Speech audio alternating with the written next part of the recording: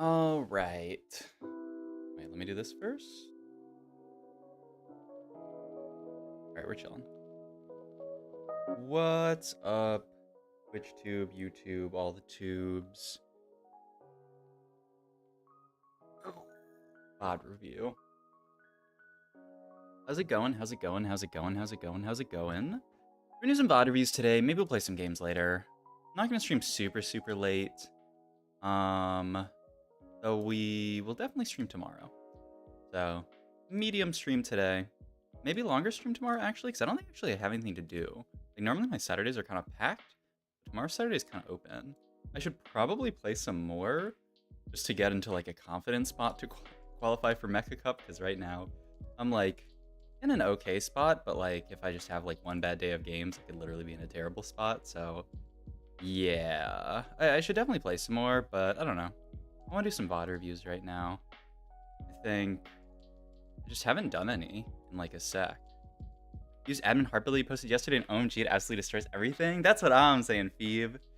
It's so nuts. Like I showed at the end of the video, my 5 games of my match history that I played it first, second, third, second. Like that comp is not legal. Finally catching you live. Heck yeah. Thanks for watching, Clayton. Pog. But yeah, we're gonna watch some Hwanmei today. Didn't know who I was referring to when I said GOAT of TFT. And yeah, it'll be fun. I haven't watched too much of Hwanmei recently, so I don't know what at all he's playing. I just looked through a few of his VODs really quick, and I saw a lot of different comps played, which should be interesting because a lot of people think this patch is like just TF and that's it, and there should be 10 people playing TF. 4 TF players, 4 MF players every lobby, but I don't know. We'll see if that's actually true from Hwanmei's perspective. He's also very high on the Chinese server. He's not rank 1. He's like rank 5 or something like that. I think rank 1 is 62nd. Rank 2 is Flancy from the last time I checked.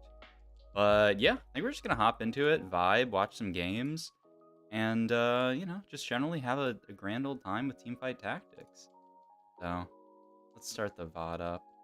But yeah, it's Friday. I'm pogged. We got Saturday, Sunday, known as the weekend to most people, coming up.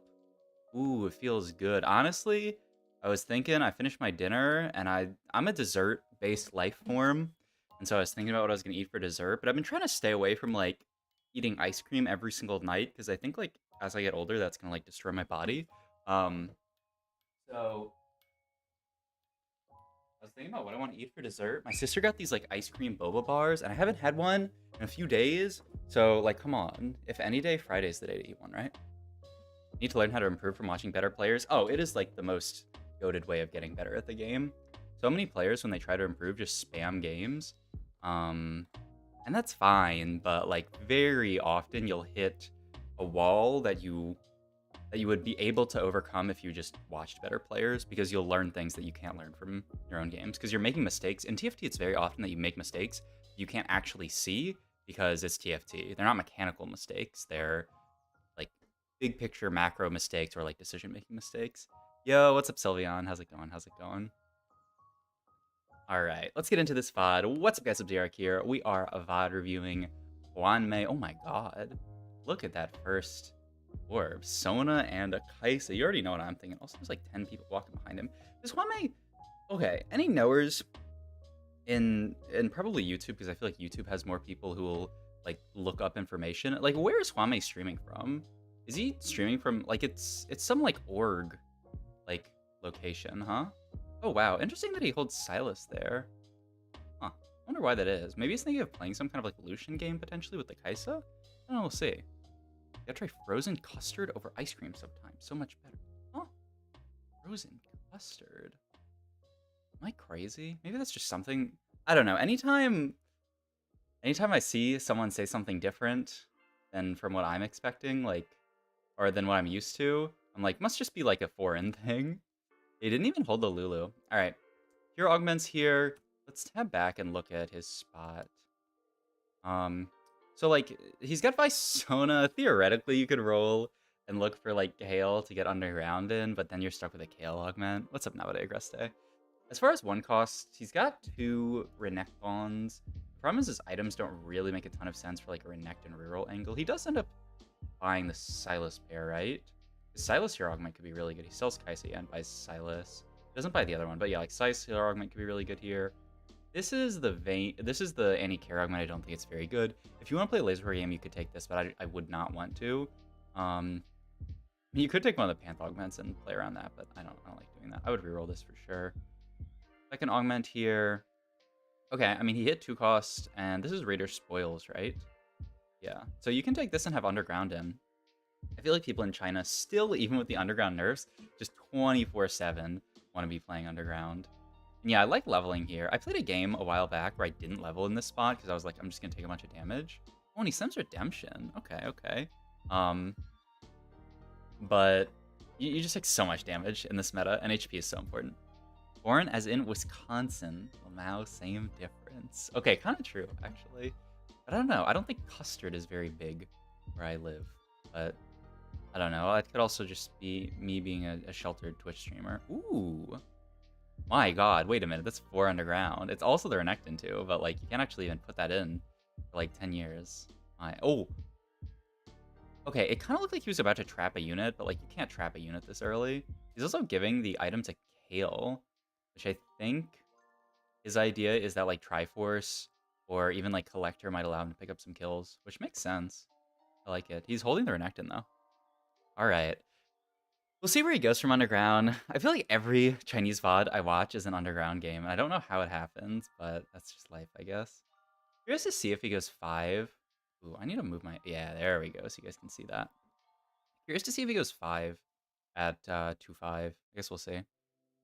You know when people slam Redemption, your eyes light up? Okay, it's a pretty sick item, but like, honestly, like right now, currently, I'm actually a little bit of a Redemption hater because I'm the Sona one trick, so I need those tiers for my blue buff, you know? But like once I got my blue buff, yeah, Redemption's beautiful. Okay, so he's got Rod left over.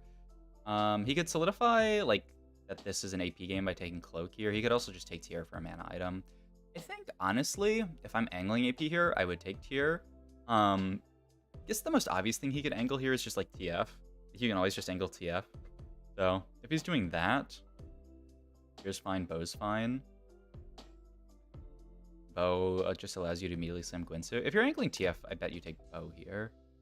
Okay, he's gonna take the Cloak though.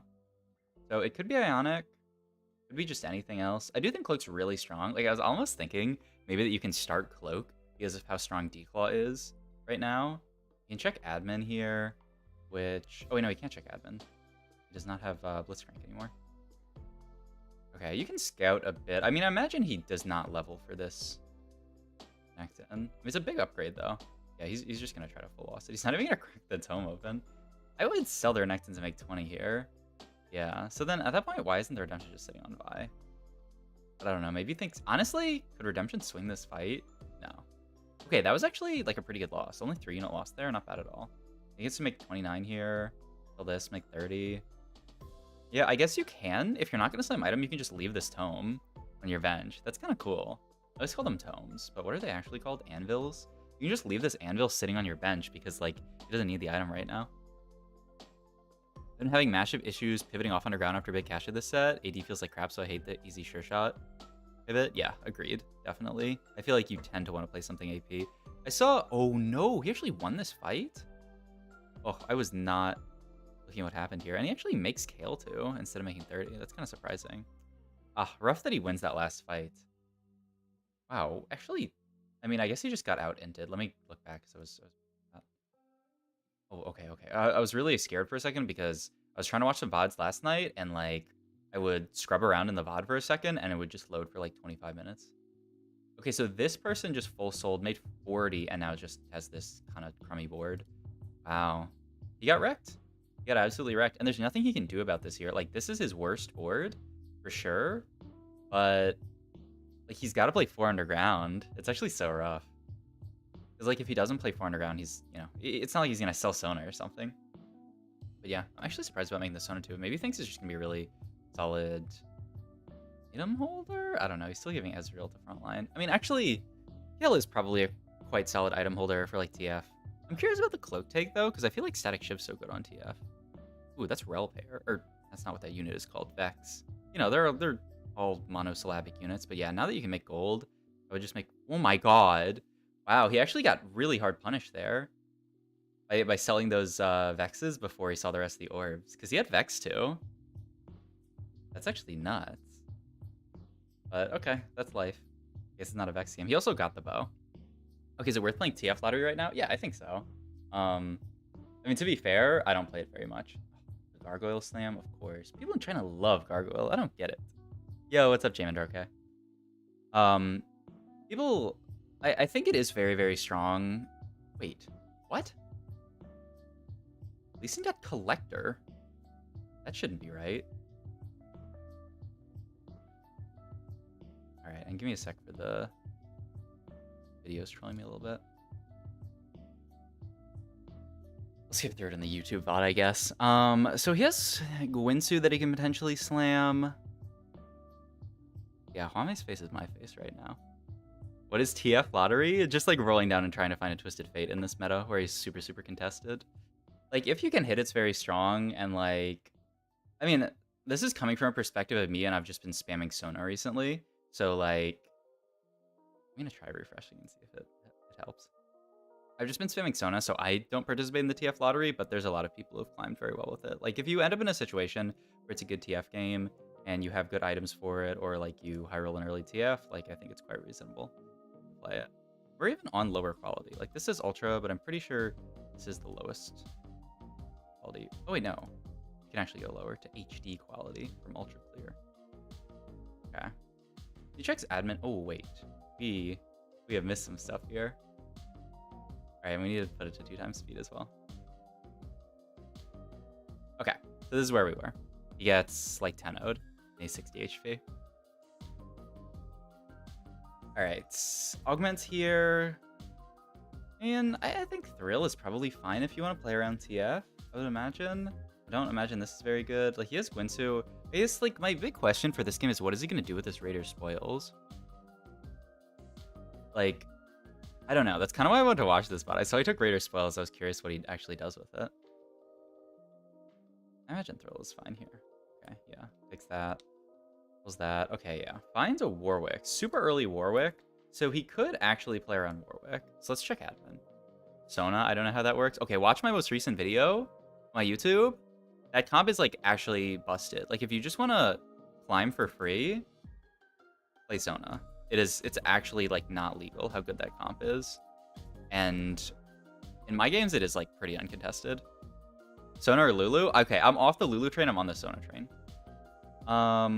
When casting a skill, admins gain 300 HP at 66 HP. Admins gain 600 HP every 5 seconds. Admin gain 18 AP. When casting a skill, admins gain 12 permanent HP. So I imagine it's one of these two if you want to angle on Warwick. You even have a Gwinsu that you could sim on Warwick. Your other items are fine. I mean, it's so early. Wouldn't you just take this and scale up your HP? But this is very solid as well. Here's what he takes here. Imagine when you get a Warwick at 3-2. You can just take the right one and scale it up, but I guess we'll see. Ooh, wow. I would not think to take that one at all. The healing when they drop low, it's fine. Isn't like your Warwick getting? I mean, I guess it buffs up your tank, your front line, and I guess it's the strongest one for now. I wonder if he's just gonna play this for now and then cut it later. ERP watching the vid. Yeah. Appreciate it. Watch some VOD reviews with you and play one. I'm in 3rd place away from hitting Diamond this season. It's been difficult but pretty fun. Pog! Congrats on getting close to Diamond.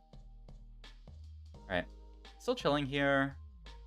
He holds on to Renekton, so, like, I think he's thinking that it could be a Warwick game. I wonder if he's just gonna play some board and then leave Ezreal on it late game. It seems kinda sus. My god, you've been following for 7 months? Monthalification? That's actually so long. But yeah, curious to see what he plays here. Because, I mean, the Warwick pivot seems pretty easy. But, like, I don't love this admin for Warwick. Shit, my phone is dying. It doesn't matter for the stream. Okay. So, if you want to angle Warwick, Titans is really good. You could take a Titan's bow. It's, like, very low, but then you have, like, Winsu Titans, which sounds amazing. If you want to angle for TF, you could just straight up take the TF, though. I mean, I guess you build QSS TF. Okay, I'm kind of down to just take TF.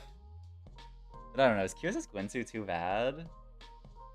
It's probably not that bad. Yep, he just takes the TF. And we'll see what our cash out is. Like, it doesn't have to be QSS. Alright, well, he gets a TF, scouting the rest of the lobby. I think it's going to be a TF game. So that's one way to guarantee that you win the TF lottery. Oh, I gotta turn this stuff off again. Oh, and he just sends it. Okay, so he goes 7. This is what I saw last time I saw someone play Underground. Though, you know, he has to keep Underground in because he hasn't actually cashed out in. But you just go 7 here at 3-5. It's almost like, oh, wow. Last Whisper Belveth. That I was not expecting, I must say. But it almost reminds me of, what were they called? Mercenaries? The pirate trait where you would get the big cash out. Or, you know, you'd lose streak a lot. And then at 3-5, you would spike your board hard enough to win. Oh, my God. Wow, I don't... He's really thinking about it. Oh my god, he sends that? That, like, for TF seems like such an insane cash out and gives you the declaw for frontline. That's insane to me that he doesn't take that. But I guess he's just confident that he can chill for a few more. Or maybe he's just inting for fun. I don't know. That's insane, though. Because that shit looks so good to play TF. Yeah, I'm curious about this last Whisper Slam. Maybe he didn't know what he was going to do with the bow, or the glove, I mean. But there's a lot of stuff you can do with glove. This is also holding onto Jax for whatever reason. Maybe just to be some kind of all you get in. I don't know if people tell you this enough, but your YouTube content is excellent. Thank you, Solion. I appreciate it. You can never hear it enough, honestly.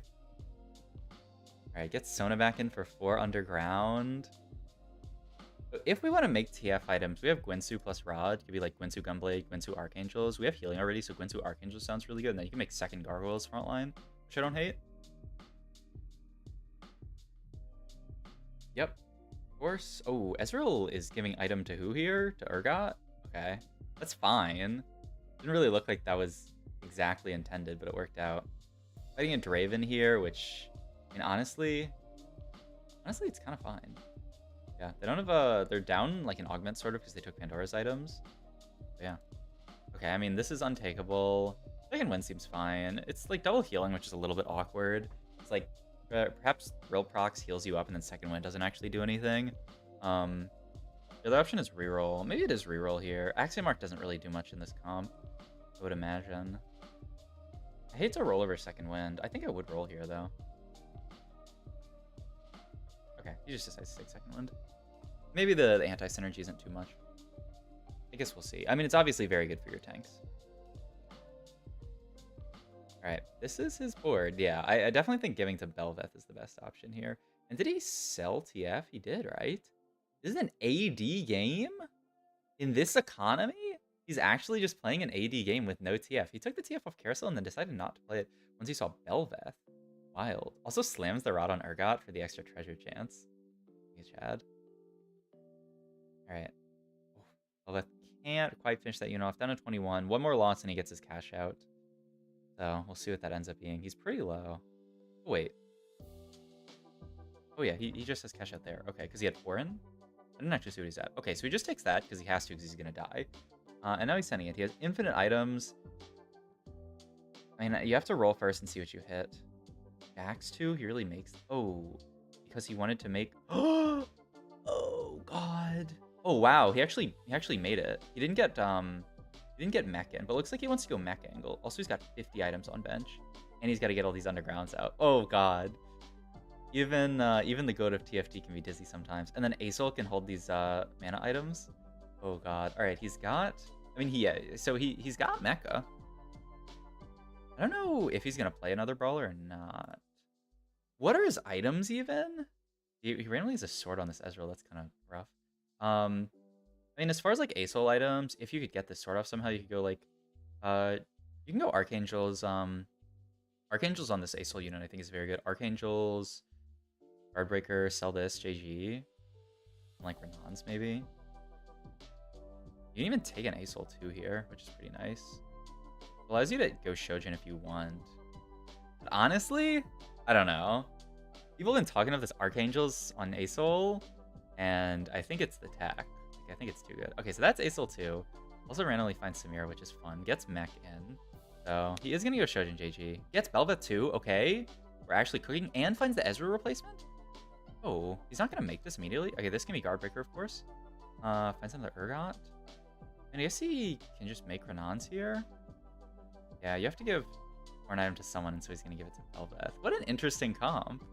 But it just ends up being Mech plus threats is his cash out angle. Still needs to find Garen too. But I can't say that I've seen many people play this comp. Oh, and he did actually move the Ezreal last second. I don't know how he's so fast. But yeah, you definitely, especially at 8 HP, want to hit your Garen 2 here. He does manage to hit it. So now his board looks very nice. And with the double Gargoyle plus Redemption Slam, like these items do look very, very good on Garen. The question is how good? Like good enough? Because I've heard some smack talked about this Garen unit. Also, now knowing that he was angling Mech the second win take makes a lot more sense. Just because this huge HP pool is going to get healed up by second win a ton. So, yeah. Pretty interesting game, though. Gets the double Urgots in to farm. Of course, you got to do it. You could even consider cutting ASOL to try to make the fight last longer and get, like, forecasts off. But, I don't know. That's not always going to happen. So, it's all good. I think this is fine. Gets a remover. Could be interesting. Cracks this. What are you even doing with the rest of your items? Because you make a third item here. Yeah, I guess you do just make a third Urgot item. What is the item? ET? QSS? A second Renans? It's not the greatest I've ever seen. I mean, you could also just make ET on this and then give the Ezreal item to Urgot. Do I like that better? I kind of do, just to guarantee the BT here. I mean, you already have a lot of healing. I wonder if you don't need it. And you'd rather just be rolling like an Ord item there. I think I'd like to guarantee the BT here, but we'll see what he ends up taking. Okay, he does opt to guarantee the BT, and then, oh, he actually cuts Ezreal here and plays double Urgot. I mean, this is really good if you're confident in your board strength and you think you actually don't need the Ornn item. You could also just literally think that this is stronger than getting an Ornn item onto the Urgot, which, I mean, honestly, could be true. This is something that a lot of players, myself definitely included, need to work on, is just dropping Hero Augment when it doesn't make sense anymore. Yo, thank you for the Prime sub. This effing guy. Thank you. Appreciate it. This is such a... Ooh, okay. So now we can go 8 and get the double Urgots into farm. This is what I see so many people doing after underground cash out. Like, this is what the rank 1 China player did in one of the VOD reviews we did. The one that I put on my YouTube channel. He went super, super low, underground, got his cash out. He played basically exactly the same as this game, except he didn't play around Bel'Veth. He played around, like, Warwick. But, I mean, look at that. He's already farmed a Zizirot's portal with these 2 Urgots in. Greetings from Wisconsin. Hog. Are you the person from YouTube, or do I have 2 Wisconsin viewers? Alright. Echo 2 here isn't Echo 2, but, like, you really play this? Echo 2? Ooh, okay, that's an Urgot, and then you can play Echo, for sure. I mean, now this seems good. Yeah, you do probably have to roll there. And this Urgot item's pretty rough. So, man, this backline got kind of deleted a little bit, but it's just getting through just barely. My God. All right, he's 8 HP on a win streak. What do we want here? It's Tome of Trait. There's TG attached. Oh, there's a TG you could get. Shroud is also really good. I would probably just opt for taking Shroud. The problem with this comp is it's pretty awkward to Shroud stuff. We use IE? Wait, what? I mean, I guess he still has the open Urgot slot, but if you send IE here, I guess you're giving the item to this guy? Switch from YouTube because I couldn't see who the fuck you were talking about? Yeah, who you were talking to? It's a hard world with the multi-streaming. I get the Defender Crest here. Ooh. Or defender instead of the Ezreal. Wow, I love it actually. I'm still a little curious if Echo's better than Ezreal, but I mean, I guess at this point you actually get like very little util out of the Ornn item here. So you would much prefer to just play the Echo. Makes a lot of sense, because like if you're playing Ezreal over Echo, who are you giving the Ornn item to? Ah, Sub-Zero Beast going crazy. Thank you, Lofa. Yeah, what an insane spot. I really love how he played this game. I'm surprised he also didn't slam ZZ Rod, but he ended up getting Warmogs. I'm also surprised that he ended up slamming Warmogs on Shen.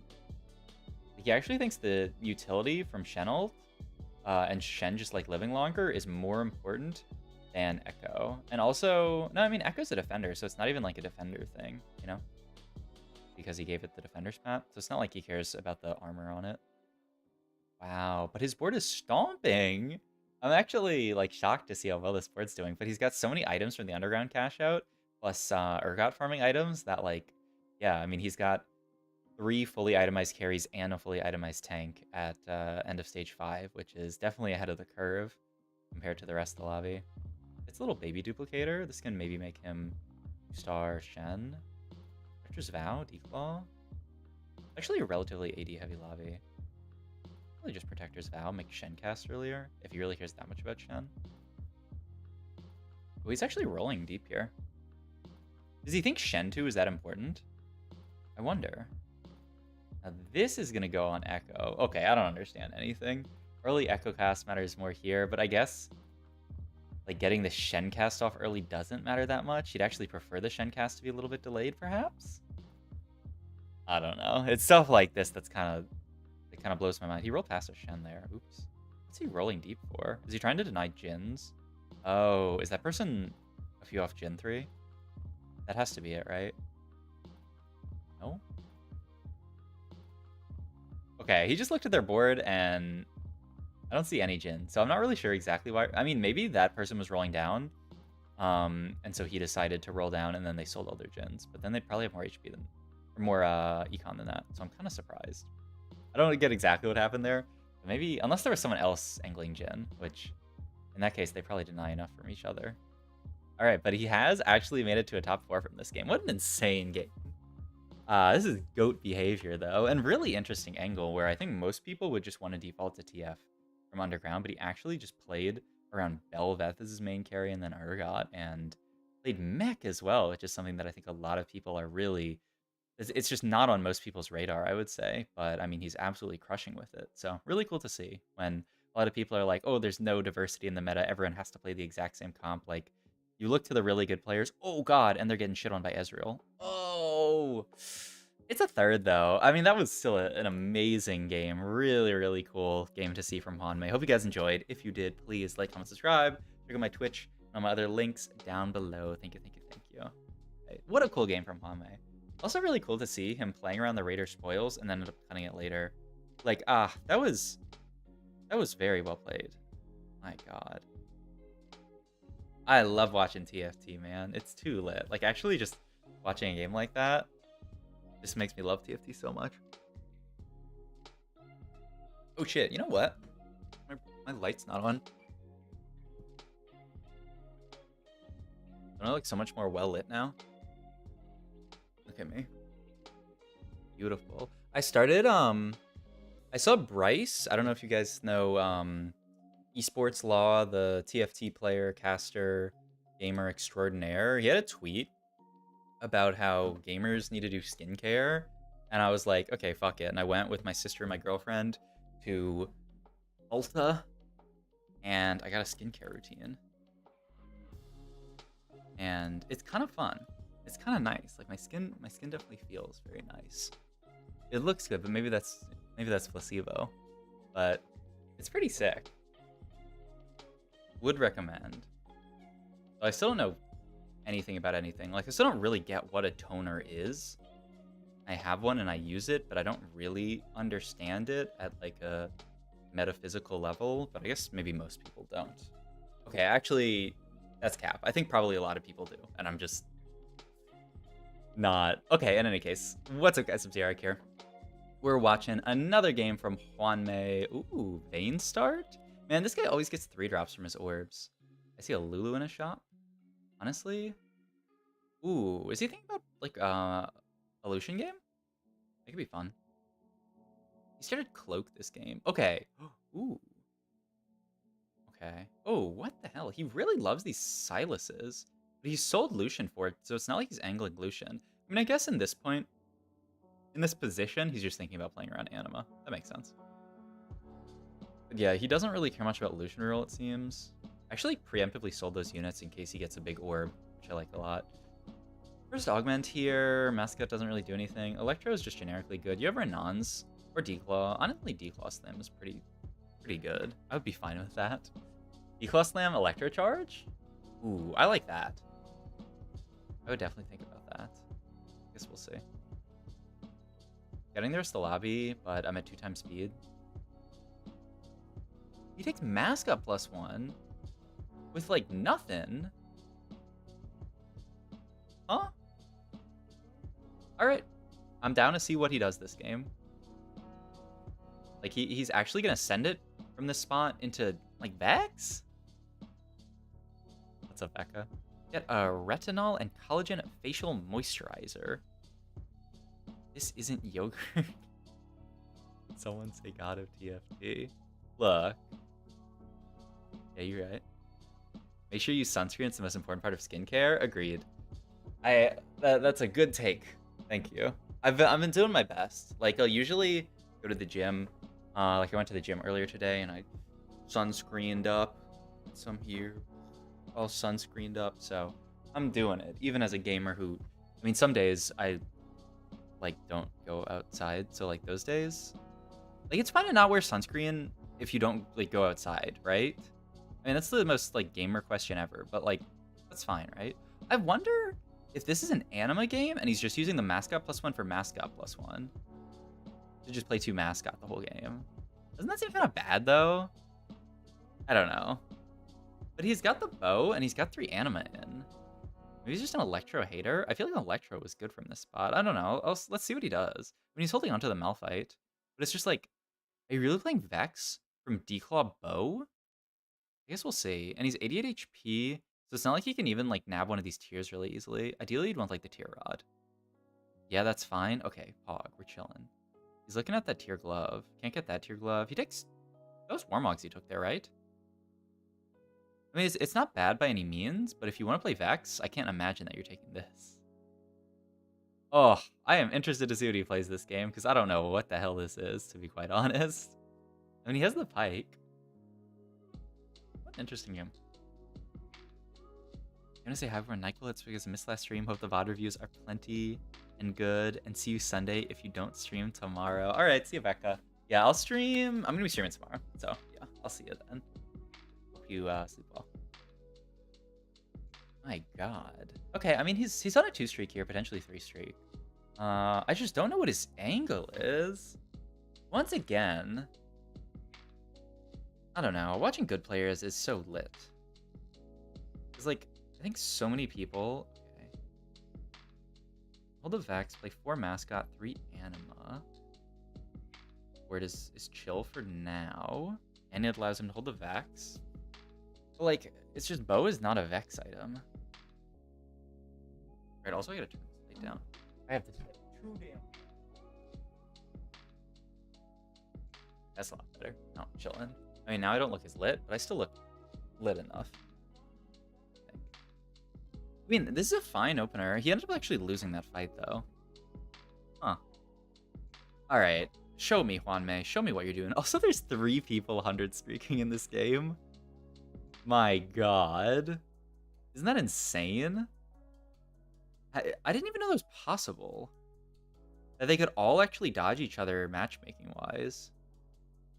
Like, mathematically. I don't know. I'm sure someone is like, well, yeah, obviously, because, you know, you square the number of opponents and you use this equation and like obviously they can all dodge each other, but I don't know, I would think that like I feel like usually even if there's 2 streakers there's like a decent chance one of them fights each other, and if there's 3 like one always has to fight each other, but like I'm pretty sure they can just dodge each other forever just because of how matchmaking is in TFT, because you can just fight the same like 1 2 3 and then like do that on repeat.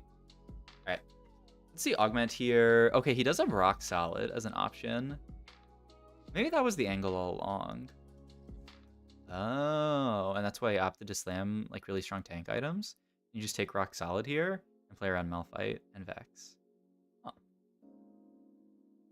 Okay, if he rolls here, then I still don't understand. I mean, maybe he's looking for Vex augment. Oh god. He rolled past Joy Siphon because I guess he was trying to greed for the other Vex augment, but he missed it. I mean, it's so reasonable to miss it in this spot.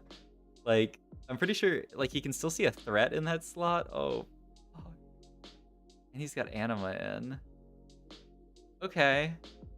Well, it's a what is that augment called? Triumphant Return or something? It's a Triumphant Return game.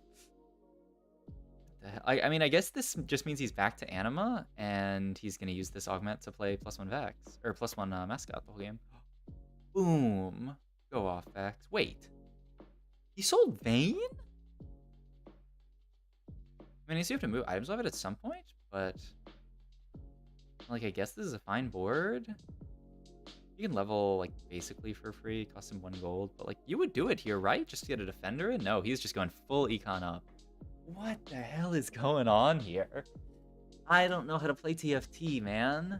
You watch people like this play the game, and you're just like, I don't even know what's going on. All right, I mean, he pre-levels. He pre-levels up to 6. Just wants as much econ as possible. Gonna go into Carousel here. I'd love to analyze... Oh. That's a stage 3? Is that an 8-turn egg? That's the biggest egg, right? Isn't the biggest egg 8-turn? I would take tier here. For most of the comps you want to play, you want a Shojin, either on Vex or on MF. Like, either way. It is an 8-turn egg on 3-5. That's brutal. You're not getting your egg until the end of stage 4. Wow, that's wild.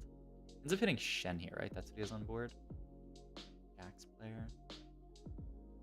Honestly, I don't hate that much slamming Shojin here.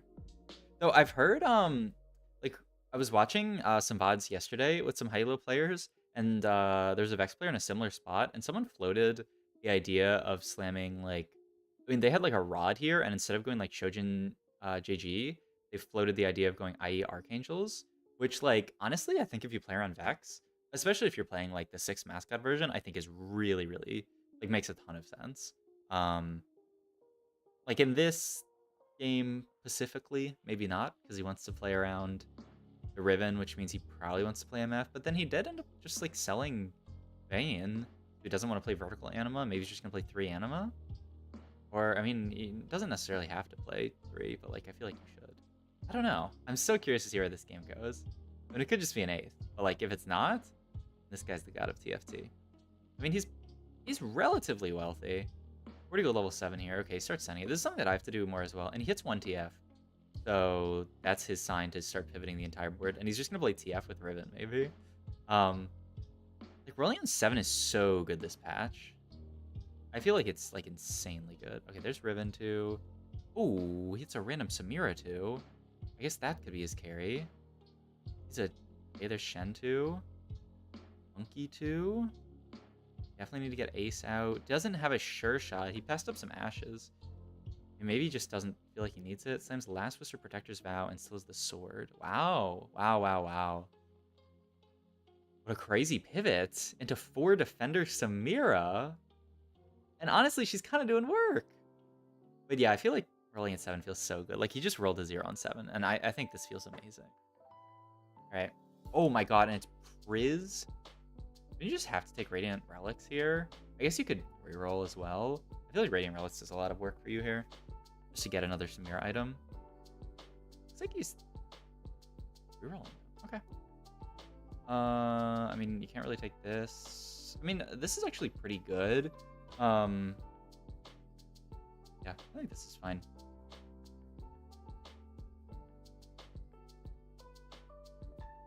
No way it's component grab bag, right? Okay, yeah. Like, your chance for getting griefed? Okay, he does get the sure shot. So yeah, it was a mistake that he skipped over one of those ashes earlier, I think. Wow, he's actually just rolling it straight to 0 here. He still doesn't think his board's stable enough. I mean, he's digging for a mech here. Once again, he wants to play around mech. So interesting to see the like how metas can be different, because Hwame has played mech frontline 2 games in a row, and most people in NA, I think, say mech frontline just kind of blows. Really interesting. Also, someone in my Twitch chat, well, in my YouTube comments, told me that Samira with mech frontline is actually the secret tech. Now, I was like, oh, you're probably I didn't respond and say this, but in my head I was like, oh, you're just like, you're crazy, dude. There's no shot. But maybe that YouTube commenter was right. Okay, if Hwame top 4s this game, oh my god, he actually, oh my god.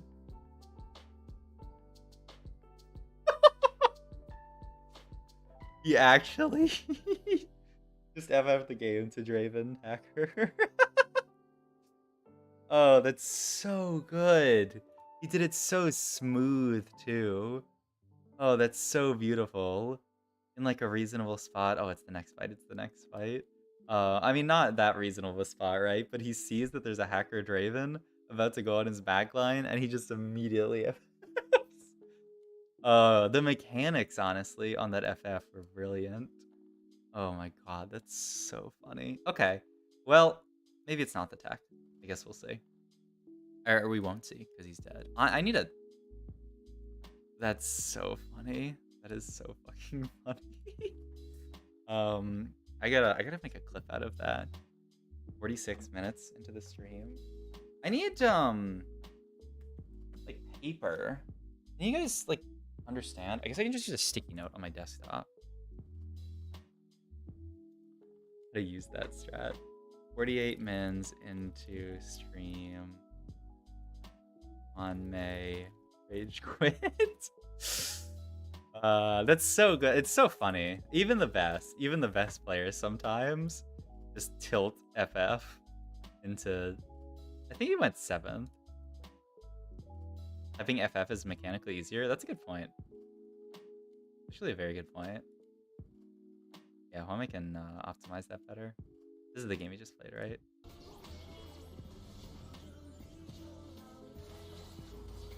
That's what's funny. Like, he lost this fight, and he has his eye on the Draven player.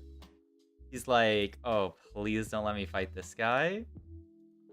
And then the second he fights him, he's just like, get me out. Oh, I skipped that. Dude, this... You can see how bad it is. Okay, I just want to watch one more time. Because, okay, I mean, this part looks pretty garbage. And he has this open mascot +1 that he never did anything with. I mean, this is a doomed game. I was curious to see what angle he played this game, because I didn't completely agree with it. Oh, that's so funny, though. It's the Insta FF. Alright, let's watch this next one. They can't all be winners. Hey, sub, haven't gotten notifications going live the last 2 times. What the heck? How are their views so far? They're good, they're good. Damn, I'm sorry you haven't got the notifications. You know, if you join my Discord, you would get pinged every single time I go live. Which, depending on who you are, is a positive or a negative. Retoggled, we shall see how it works. Okay. That's also probably the easiest way to do it. This Doyu site is so bad. Rich get richer game. Don't mind if I do. I am down to watch that. Alright, I'm gonna up the speed, and then I'm not gonna click and drag around, because every time I click and drag around, it like griefs the video. So all good. Only use Discord to chat while playing Dota 2, never utilized much more after.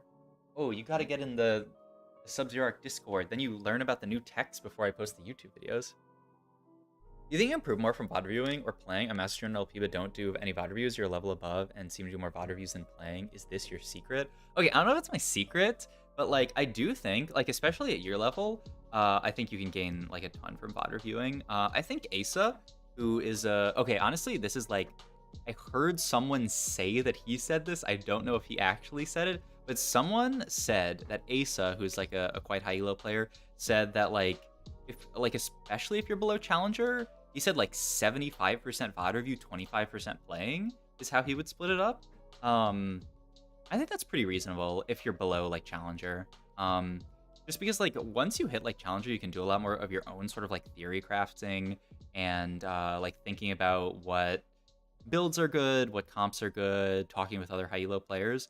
But when you're like below that, especially if you're like plat, diamond, gold, even like low, like master 0 LP, like you gain so much from watching VODs of other really good players. Like you will gain infinite from just watching VODs. Like you could probably gain more from watching a VOD of like Dish Soap or Hwanmei or Shunga than you can from playing like 10 games, just like slamming your head against the wall. I think it's especially good if you do feel like you've hit a wall and you don't know where you're going wrong.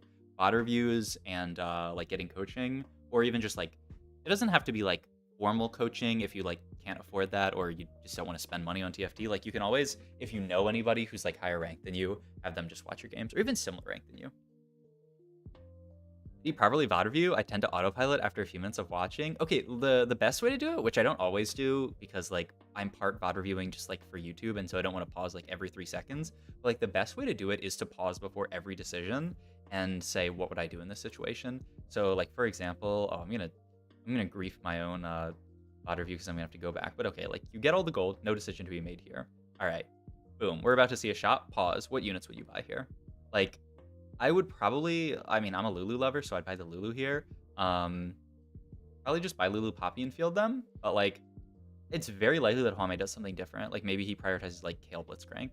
And like understanding why there's a difference there. Yeah, Kale Blitzcrank, exactly. Understanding why he prioritizes Kale Blitzcrank. He really loves playing underground. He might want to get into admin potentially. Like understanding literally even something as small as that is like a lot of knowledge to have, even though you could buy out the rest of the top. Just knowing that he prioritizes these units, because there are units that are better than others, and like if you watch a ton of a certain player, you'll start to get a sense for like what units they prio. And then like later in the game, it starts to become really important. Like you pause at 3-5, you say, what would I do here? You're like, oh, I'll just chill here. You look at what Hwanmei does, and he like levels to 7 and rolls it to 0. That is drastically different from what you have done. You would have done. So think about like why that is. Why did he make this play? Why does it make sense? And then go from there. So yeah, that's the best way to do VOD reviews. Like I said, I don't always just like pause before every single decision point because like it's it doesn't make for a great YouTube video, I think. But like when I'm like really trying to VOD review like off stream, I will do that. Like try to pause before at least before every big decision. But like if you want to go crazy, before literally every single decision. Watching people like you dissect VODs that come your way to VOD review, great insights from a top-level player watching other top-level players. Thank you. Yeah, I mean, that's why I do it, right? I think it's, a lot of people said, like they're kind of, like, too lazy to, like, do their own VOD reviews, but, like, having me here, like, makes it a lot more enjoyable. Like, maybe a lot of people wouldn't want to just watch Hwanmei with no audio on because they don't understand what he's saying. I mean, I don't understand what he's saying. But, like, having me there as, like, sort of a second person to make it more entertaining and more enjoyable helps them, which, like, yeah, that's what I'm there for. Thanks for answering my question. Appreciate it. Yeah, no problem, Joey Panda. Lulu Tech was so funny. Hit golden ticket, went Lulu Reroll, GG first. Hog. I think it's good in certain situations. And then sometimes it's not good. And, like, I don't know, that day where I played, like, only Lulu Reroll was probably not right. But I think there's some spots where it's good. But, like, honestly, my take after playing like Sona a bunch is that like Sona 2 is probably better than Lulu 3 in Vertical Hearts board. If you want to play like, Vertical Gadgetean, then like yeah, I'm sure Lulu's good. But like honestly, after playing a lot of Sona, I'm just like, why would I ever play Lulu when I could play Sona? Your VOD reviews help me as a casual player still climb without time to grind fully, so it's excellent. Thank you. Appreciate it. Happy you enjoy it. All right, let's watch another Hwanmei game. His last game couldn't be a tuber because he went 8th. But hey, at least it'll be a funny clip. What's up, guys? Sub-Zero here. We're watching another game from Hwanmei. Gold Star Lux with Glove is his opener. Interesting. And he has a Reforger that he can play around. All right. He's in Prioritize holding Blitzcrank plus Kale here. He just loves the Underground opener, so any time he sees a Kale on his first shot, I think he's holding it. And then, yeah, he's also holding the Blitzcrank. He immediately hovers there, admin. I mean, just like with many players, like looking for very strong admins is very important. There's a lot of stuff he could hold here. I mean, he actually has 4 duelists, or 3 duelists. So that could be something. Yo, bro, you're a genius. That Sona comp is broken? That's what I'm saying. It's too good. Okay, surely you buy this, yeah. And then I would buy Yasuo here. No way you're buying Pike here, really? Okay, yeah. Ain't no way. It's actually another AD opener. All right, Augment here. heart game. Yeah, probably not from this spot. Three's Company's not bad. Rich Get Richer is like the same amount of gold, but you have the opportunity to make 70, which is nice. Okay, honestly, I spoiled this for myself. It's Rich Get Richer, but like, I don't know. I think Rich Get Richer makes a decent amount of sense in this spot. You don't really want to play a 3-cost reroll comp from this position. If I was open to playing Sona here, I mean, if I was open to playing Sona, I would just take Art +1. But you could also just take Three's Company. Yeah, you can just make 20 here. Whoa, he plays Infiniteam. I would have always played the Duelist board. But yeah, that's like another thing talking about like ways to VOD review well. Like think about what you're doing there, because I would have probably played like a 3 Duelist board and hoped to hit 4 Duelist. He's playing Infiniteam here to save HP. Interesting. Enemy kills 1 versus level 4 board, so yeah, not get too much. Not bad. Got Sona 3 on that golden ticket game, so it's easy peasy. Oh my god. Sona 3, Lulu 3. Yeah, it's over. Ooh, it's a Vi. But he sold his Kale. But the other thing is that playing Duelist would have allowed him to hold a Kale. But like, to be fair, I wasn't thinking about that. But that is another point that one could make. But yeah, okay. I mean, having the second Infinity Portal is really nice. It gives him the sorely needed front line. Curious what he ends up making here. Does he actually want to play another, like... He's been playing a lot of, like, mech AD comps. Like, almost, like, snap back to reality. Like, snap back to, like, patch 8 point... Like, set 8.0. When, like, Samira is really good and you just play, like, Samira mech every game. But, like, surely not, right? Surely that's not what he's angling for every game. It's not that good. I don't think it's good at all. I don't know. I guess we'll see. Maybe he thinks if he has a lot of gold, he can make it work. Ooh, look at that. The sell. I mean, at that point, I don't know why he didn't full open. I think maybe he was too slow to full open, because he could have made 40 here. He decided to field a few units, unless it's a Lucian reroll game, but that seems surprising to me. But yeah, oh, man. I mean, this play, I don't know.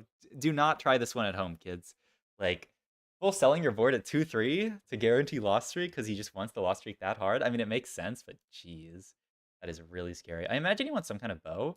I mean, he could actually even take double bow here. Bow chain's actually probably better, and it's on a 3-cost. I like bow chain here. Now that I mean, to be fair, I saw that he was going for it. But like, if I think about that for a little bit longer, if you take double bow, you're actually in a pretty awkward spot items-wise. Oh my god, it's bow chain so we can go gargoyles. It's Last Whisper gargoyles, and he's angling for mech again. You think? I guess we'll see. Make 50 here, right? Oh yeah, easily. I mean, at this point, you've committed so hard for it. You can put some units on board, but then just make 50. Because, like, if you make 50 this turn, you can definitely make 60 next turn. Okay, I don't know if I'd feel double Wukong. I guess... Actually, okay, maybe double Wukong's best. It allows him to hold the Wukong pair for a mech later, and... I mean, that's actually it. There's nothing. I was thinking, like, maybe you could play the Lulu to have, like, a 1% chance of killing a unit, but, like, let's be real. A board of Wukong 1 Lulu 1, do I actually think that's going to kill a single unit? Yeah, probably not. Alright, but he makes 50 this round, which allows him to make 60 this round. And hold on to... I mean, wait. What was his shop? It was Ezreal... It was Ezreal Kale... Okay, no, there's no Vi. I thought for a second. I would hold the Draven. Okay, he's gonna hold these two. I feel like Draven's a better item holder than these guys, but maybe he's actually still angling for the possibility of playing... No, there's no way he's gonna pivot into Underground. I think he just thinks maybe Kale will be a better item holder than Draven, which is surprising to me. I guess maybe he also doesn't want to have Draven in, because that might grief his augments. It's gold first, which means there's a decent chance it's hero here. Okay, he has to be careful that he doesn't lose to Krugs here. This is where he Krugs. I mean, he has to slam items for sure. Like, I don't think this itemless board beats Krugs. Oh god, maybe it does. Okay, maybe the double Wukong's enough. Okay. I'm just traumatized from the times there I've lost to Krugs. Wait. Okay. Okay, the Chain Vest Lux actually popped off. Okay, that was kind of close, but all good. He's fine. It's the Jax. Maybe you can item hold that, neck pawn. This was kind of awkward here. Yeah, you can play Stone over that. Yeah, this seems fine. The only problem is that, these guys don't item hold very well, but I mean, he's making 70 gold. 62 is not that low. Okay, some gargoyles. I mean, I guess we'll see what Augment is here. He has Spell Slingers in. I wonder if he would ever decide to play actually AP from this spot. Because, like, it looks pretty AD, but, like, you could always go, like, JGGS or JG Shojin Titans. I feel like he's locked into playing this, like, AD. Portal Forge, probably, if you still want to angle for mech. There's so many good forges for mech. It's so weird that you can be offered built if here. But I mean, like, it's actually not impossible that he picks it and pivots. This is very good on mech. I feel like it would have to be this. He could actually try to pivot to an AP spot. But yeah, this is like very straightforward with his game plan. Okay. I understand, Juanmei, what you're going for. Do I completely agree? I don't know. Not really, but like I want to see. I want to see him cook. Look at this board, man. All once. Oh, it's so bad. He's got Last Whisper. Curious what his next time is. He could go Gunblade. Back in the just take us back to Last Whisper Gunblade. Ooh, he reforges. Not interested in Gunblade at all, actually. Wow. Okay. I mean, it's definitely worse now than it was back in the days of Gunblade Samira every game. Man, wait. He's making 70 gold level 6 on 3-2. I thought that was 3-3 just because of how wealthy he was. But no, that's 3-2. I like this a lot. Yeah, play 4 Duelist here, and he's going to move item Sylvain. Just a better item holder. Ooh, Titans, and then slams with the sword. So the Titans is going to end up on Garen. He doesn't want to slam Deathblade on Samira because, like, he's getting so much AD anyway that you prefer to slam, like, IE on her, is the idea. He's 29 HP here. This is really sketch. I guess he's going 7 next level and just rolling at 0. He's going to have, like, 60 gold to roll. I guess you just... Ooh, really? Cloak? What is that? ET? Oh, Belveth items. He wants to default to Belveth carry. Duh, that's what the Titans is. And he only played Samir that other game because he hit Samir instead of Belveth. Alright, that's an Aatrox. You can... He doesn't really hit...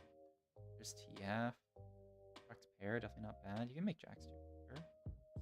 Rammus was Aatrox in. Not exactly the roll down he was looking for, but this is a nice sort of like... I guess item hold for now. What? He's some Shojin BT on this vein? I mean, okay, actually... Okay, this makes perfect sense now that I think about it. Because the Shojin's for Asol. So, I get it. Does he really have to roll? Ooh. Actually, is that even an ooh? I don't know if that's an ooh. So yeah, he's legit just like almost making his entire board already, though he doesn't really need to play Shen. There he is. I mean, what a wild game, honestly. But yeah, I think he's angling for the Belveth mech frontline, or just Belveth mech plus Asol board that we saw him play in the Underground game. Very similar game, but he hasn't hit a single one yet, which is kind of funny because it's like, theoretically it should be pretty uncontested. He's actually also holding the MF out. The only problem with the MF out, like to use Shojin, is that you can't really play MF Samira because they're both aces. I mean, maybe there's a chance that you high roll Mordekaiser. I'm not sure. I do think you definitely continue to roll at 7 here. He actually even sells the MF because I mean he's 50 gold here. There's the Garen. Oh, I would say it's already better, but he actually doesn't think it is already better. So interesting his prio on these units. All right, finds Samira too. Gets the mech in. He also has Asol on bench, which I know he'll want to get in later, I imagine. He's got to put some... I mean, surely it's gargoyles there. Wow, he doesn't...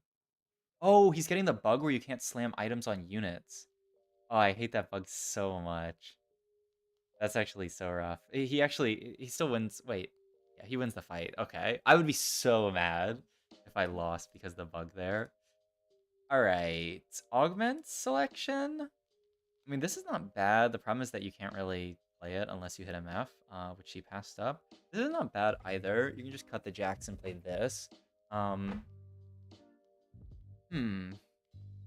else do you want? You could roll for Garen augments. I'm pretty sure the Garen augments suck. I am not familiar with this comp at all, so I don't know. Let me look up Garen augments. They both look horrible. Wow, and the Garen carry augment averages a 6. Is that the worst? Let me pull this over for you guys. Is this the worst hero augment in the game? Hero augment at 3-2? It is. It's the worst hero augment in the game, according to stats at 3-2. His ability costs 40 less mana to cast and deals additional damage with 8% of his AD, no longer stuns. Yeah, that sounds pretty awful, right? Is it the worst overall? This. Yes. Is the worst by far. Like, I was like, I have never seen 5.98. Oh, God. Okay, so you're probably just taking this Leona augment then. I mean, what's the other Garen augment again? It also looked pretty bad, stats-wise at least. When your strongest Garen casts ability... Oh, Common Start and when he casts his ability, he shields allies for 50% of their max HP. Yeah. Yeah. Is it the worst augment of all time? Honestly, it might be. I've never seen close to a 6 as an average performance of an augment. That is disgusting. Yeah, I don't think I've ever seen anything lower than a 5.5. That's actually insane. But then, I don't know. I think this Leona one's fine, right? Wait, this is the Leona. I'm seeing 30-30. Isn't that like your units take 30 less damage? What's the second 30? Like, I don't... Does Perfect Eclipse say 30-30 on it? Oh, this is the Leona carry one. You do not want this. You'd prefer Eclipse Prime, but it's 20 less damage, not 30 less. Took that augment double up, had a 3-star Garen, still couldn't one-shot most of the units. My God. Okay, so then you probably have to roll this. Oh! No way. It's an Eclipse Prime? Surely you BT her then. It's an Eclipse Prime Leona carry game. I feel like you need the healing. Whoa! And then you Titan Samira. I dig it. So she casts faster? My God. Wait, that Leona actually is kind of a beast. Wow. Okay, so what is it? Her ability costs 30 less mana, and what's the other 30? And she has 30 AP. Huh. Wow, that's insane. Okay, I can't wait to see how this game goes. Eclipse Prime Leona carry. And he's also just keeping the Cinder in, by the way. It's just, I mean, Starguarding for this also super random Echo that we're playing. I guess, I mean, it's for Aegis now that we have Leona in. Our level of the win rates across different websites see drastically different augment win rates between sites like MetaTFT, Mobalytics, and Tactics. They should be mostly the same. It depends on the sample that you're looking at. Like if you're looking at a sample of like GM plus versus like Diamond plus, it's obviously very different. And some of them also, I think, I don't know, they might use slightly different ways of like picking what comps. Like maybe they filter some comps out for some reason. I don't know why they would. But they should theoretically be close to the same. But I don't know. I haven't checked most of them. I usually just use Tactics.tools. And then MetaTFT sometimes when Tactics.tools is like down. All right, gonna get the Alistar in here for 3 Aegis. Wow. Honestly, I was kind of thinking about just fielding second Leona instead of the Aegis, but I don't know. 3 Aegis is pretty damn good. All right, he's also still holding this Bel'Veth. Like he, I think, would be very happy to just get out of Samira into Bel'Veth too if he finds it on 8. So yeah, he's not dipping below 10 gold here. I mean, as long as he wins, he's still gonna chill. Like he's not rolling to 0 here. He just wants to econ up for these next couple of rounds, and then he can hit his board. Okay, he's gonna end up losing this fight. And yeah, decides to sell the Aesol. Wow. And he actually doesn't have any healing reduction, so I feel like the Aesol's kind of important. But yeah, I'm crazy. Also, isn't it just better to play Garen over Jax? I mean, obviously you're losing a decent amount of HP, but like getting Defender. Oh wait, no, you already have Defender with Shen. I mean, you could play Garen over. No, I guess Garen over Shen's not correct. Okay, yeah, this board's fine. There's like I feel like eventually you're getting out of Shen, but maybe I'm wrong. I don't know. He seems to like Shen a lot, but honestly, this Leona's kind of a beast. She's actually popping off a little bit. Wow, what a sick game. All right, he ends up also getting out of the Bel'Veth, and so that he can hold the Garen. Interesting. Yeah, I mean, it's potential. Like everyone has had the opportunity to take a 5+ tier augment, so there should be some capped out boards. But I mean, if he can hit Leona 2 on 8 here with all of this gold that he has, it's this is a ton of potential. Making the last item for what is supposed to end up being Bel'Veth, I think. He's really hard angling for Bel'Veth here. Garen pair. Ooh, my God, he actually hits it. Gets the Garen in. And he's going to play Nunu here. Because you're throwing everything else in, so he actually just wants the synergy. Okay. Well, now we have a full Eclipse, I think it's called. Leona 2. He's casting so frequently. And with the Ornn item on her, he's actually, like, kind of unkillable. What an insane game. Hits Bel'Veth, immediately swaps it over. Wow, so this, like, might actually be just like another top 4 with this board. That's so wild to me. Just seeing your stream title, I think there's limited value in VOD reviewing yourself. Thank you, Rob. I appreciate it. Oh, we got a ways to go before we become the GOAT of TFT. Maybe someday, though.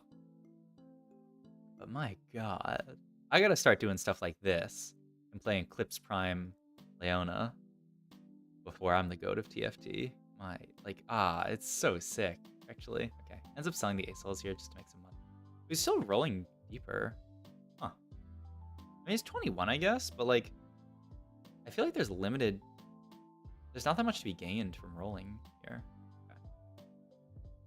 Let's just get Vine here for 4 Aegis. I mean, it's such an AP heavy meta that I think it makes a lot of sense.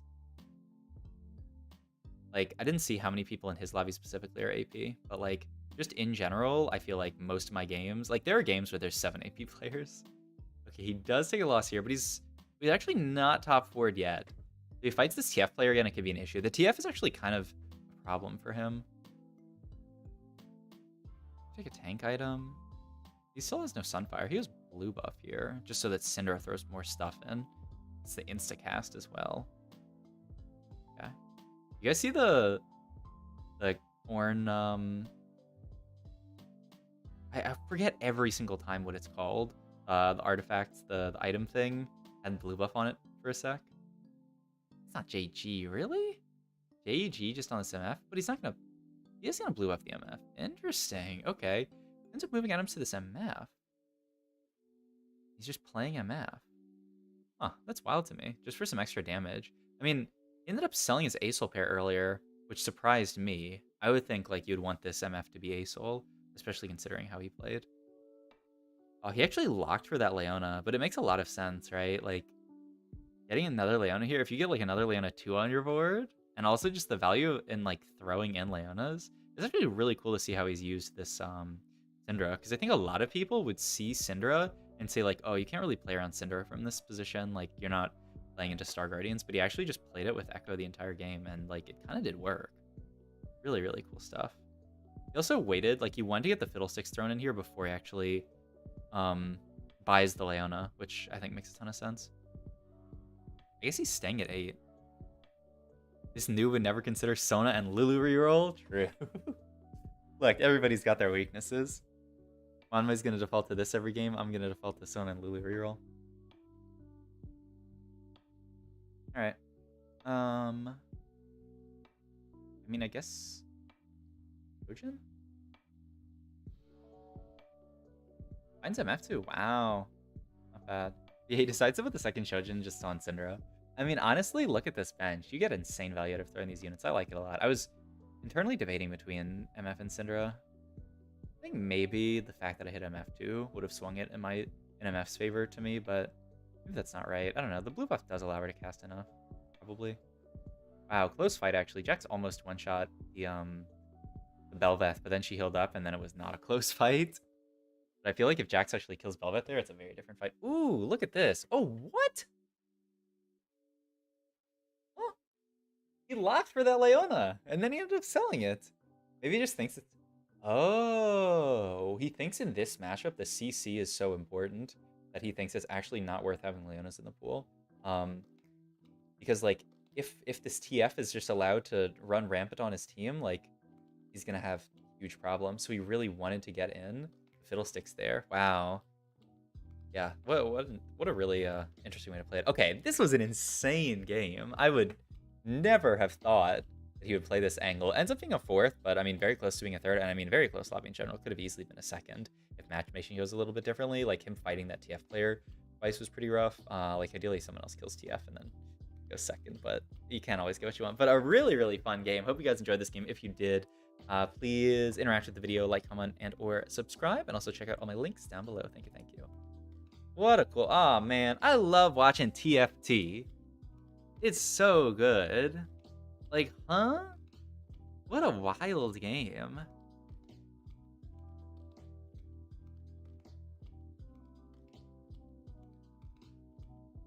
Anytime someone complains and says that the meta is too stale, it's just a skill issue. This is what I learned from watching these really good players. Anytime people are like, There's only 2 comps in the game. It's actually a skill issue, because how many times would those players play perfect Eclipse Leona? Freaking 0. They would have been like, oh, guess I gotta play. Ooh, I'll roll for TF Augment. Ooh. What a god, man. Oh, it's too nuts. It's actually too nuts watching these games. All right. What's up, guys? It's Eric here. We are watching another game from May. We are coming off watching that insane Sona game, which I think or Sona. I literally just am a Sona person. The insane Leona game. So I'm still like riding the high from that. I think I should have posted the video before it if I post videos chronologically and how I record them. So if you haven't seen the video prior to this, go watch it. That is a nuts game. But yeah, it's early LeBlanc Jax. Jax, in my experience, is quite stinky, but I guess we'll see. Ooh, it's time. It's time. Ooh, 112. I don't think it's any of these. I mean, actually, this augment's not bad. But you don't have any Luxes. What do I want here? I mean, you could roll for like Lulu, but you don't have any Lulus. I don't think it's any of these, but I don't know. Maybe you just take Lux Augment. Ooh, you know what you want here is Blitzcrank. Oh, yeah. You take Blitzcrank here for sure. Okay, maybe not for sure, but like it's definitely good. Also, this anti-augment's are really good. You take one of these two. I would just take Blitz here. But that's my problem. There's no way it's the Lucian one. Okay, it does take Blitz here. What? Why didn't he buy the Blitz in store? Unless he's gonna field 2 Blitzcranks. Okay, let's check the admin. I'm back. How's this guy playing? He's playing crazy. We just watched a perfect Eclipse Mech Leona game. Oh wait, no, I can't delete that link. That was the link to my skin cream that Twitch chat told me to buy. Okay, let's translate this admin real quick. When ally dies, admin gain 15 times attack speed. When killing Mulberry, gain 20 AD. At 66 HP, get 45 max HP. When casting skill, admins. What is 18 laws without strength? I thought this was AP. Might be attack speed. I don't actually know what that is. It's either AP or attack speed. They translate it differently every time, man. I mean, this says literally attack speed here. Okay, I can't tell from the bad quality, but it kind of looks the same to me. Like this little character and these two characters look the same, so I think it's attack speed. Nothing great, honestly. I guess I would take, when casting a skill, gain attack speed. Not that good, though. And it's all admin specific except for this one. Huh. But I mean, you have to play admin this game. And you have the blue buff too. It has to be AP. I guess you could take on ally death, gain attack speed. Maybe that's it. Ooh, really? At 66% HP, gain max HP. That's the angle. And we're going to farm up HP on this Blitzcrank. Oh, wow. Okay. And also potentially on LeBlanc, but she's not going to get targeted that much. And he immediately slams blue buff. Right back. I'm going to go watch the last VOD you uploaded. I'm interested in seeing the comp. Oh, it's too good. Enjoy it. Enjoy it. That comp is so nuts. Okay, so, I mean, this way he gets a ton of extra HP onto his Blitzcrank, which he is going to play the entire game. Okay. I didn't see this as a possibility, but, like, you know, obviously it makes sense. He can play 4 Brawler next turn. I mean, if he wants to double level for it with 0 upgrades, which he probably doesn't want to. But maybe. I mean, he could also play Underground here. He has 1 win. Wait. Why is he holding these 2 mech units? Surely he's not going to play a mech. I mean, you can just play a mech game from here. And use the Gargoyle and just take your free Gargoyle and then a strong Blitzcrank, and like that's your board. And that's fine. But like I feel like playing around admin in my experience is so strong right now that like I would prefer to just play this Blitzcrank the entire game, scale its HP up, and play like a... I mean, I love my patented Heart admin board, which I think would be very good with this very tanky Blitzcrank. The only problem is like you're actually not benefiting Sona at all with this admin, but I guess we'll see.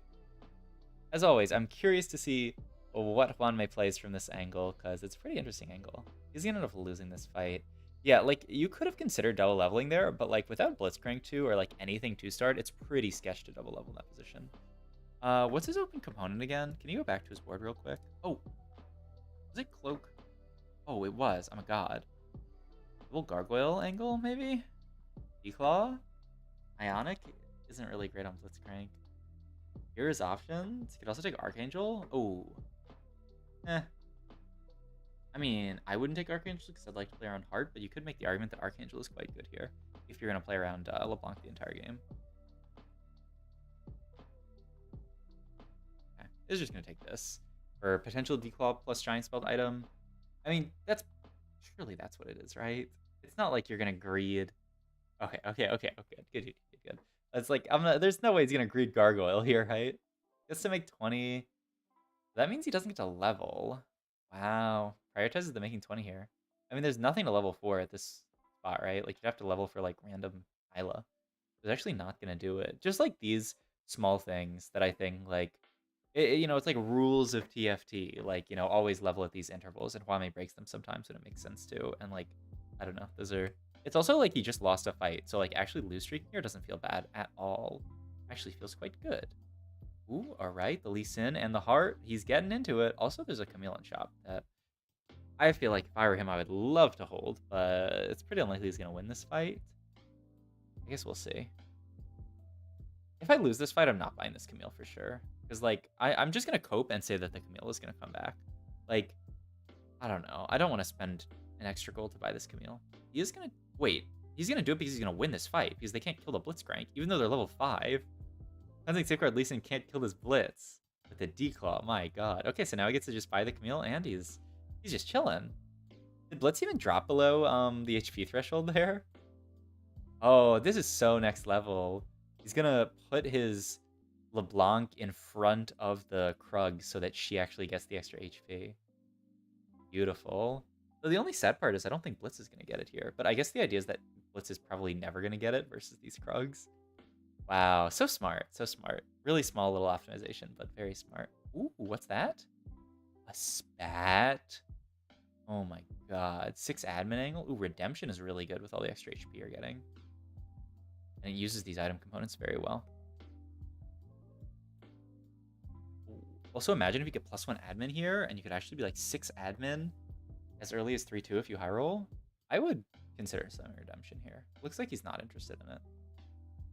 He doesn't really need the second tier and like this giant spelt. I mean, you could also just like I still think like especially if you're carrying the LeBlanc the entire game and you're not gonna play around Heart, I think Archangel makes a lot of sense. I just think it's so easy to fit in Heart into this board though. You just play Lee Sin plus Sona. It's so easy. Really looking at rerolling this. I think Ludens is completely acceptable here with the blue buff. He's gonna reroll for something better. Electro. He didn't prio Electro very high last time. But, I mean, First Aid doesn't really do much here. Prep isn't great. It has to be Electro then, right? First Aid? What's he First Aiding in this comp? Lee Sin shields? Huh. He goes 6 and rolls it here. He's 1 off LeBlanc too. I mean, that's it, though. Oh, he hits Warwick. Okay. I mean, that's obviously very good. All right. Let's look at this. This is when your admins drop below 65 HP. This obviously sucks. This is pretty good. This is decent. Pretty bad. I think you just go even more HP, and you have Blitz gain 90 HP per round.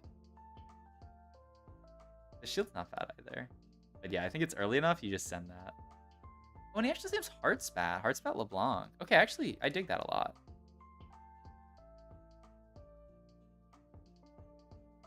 I was thinking of just an admin spat. But, like, I mean, I guess at this point it doesn't really matter. And the Heartspat LeBlanc feels really good. I mean, I've played this angle before with Heartspat LeBlanc, and then you just get 4 Harden. And I mean, I think it feels very good, especially with the blue buff already. Like, normally I'm trying to carry Sona in these positions, but, like, I guess in this spot you can carry LeBlanc with Heartspat. I would just make LeBlanc my secondary and have the items in Sona, but also he hasn't found the Sona yet. So maybe he would play Sona too. All right, well, I think Kwame's gonna play my comp, which should be really cool to see how he decides to end up capping the board out and playing around it. Like, normally, I would just be playing... I would be leveling for Sona, and then, like, this is my board for a while. You know, I get more admin procs if Blitz heals back above the threshold? Oh, I don't think so. I feel like that would be insanely broken. I'm pretty sure you only get it once. Because then you would just, like, take the shield one, and they would, like, take damage, get shielded, and then heal back up. Yeah.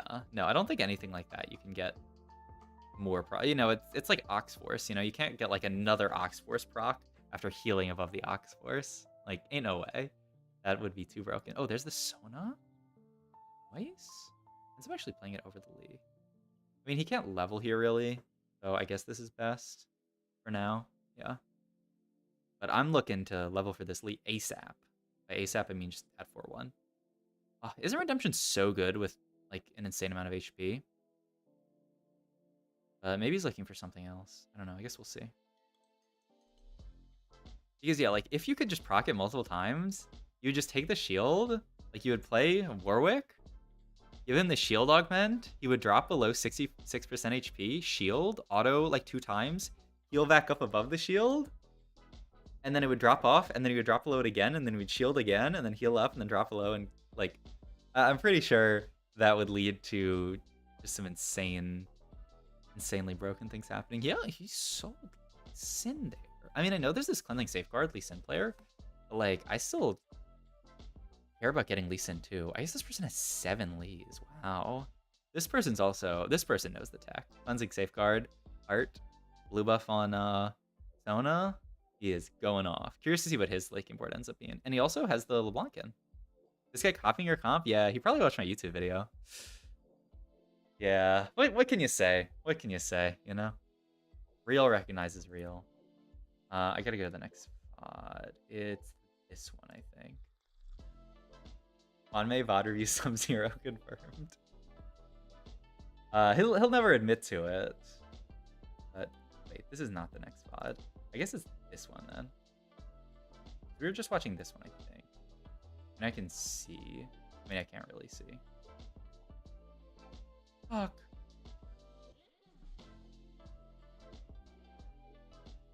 It's not an easy way to know when the next VOD is.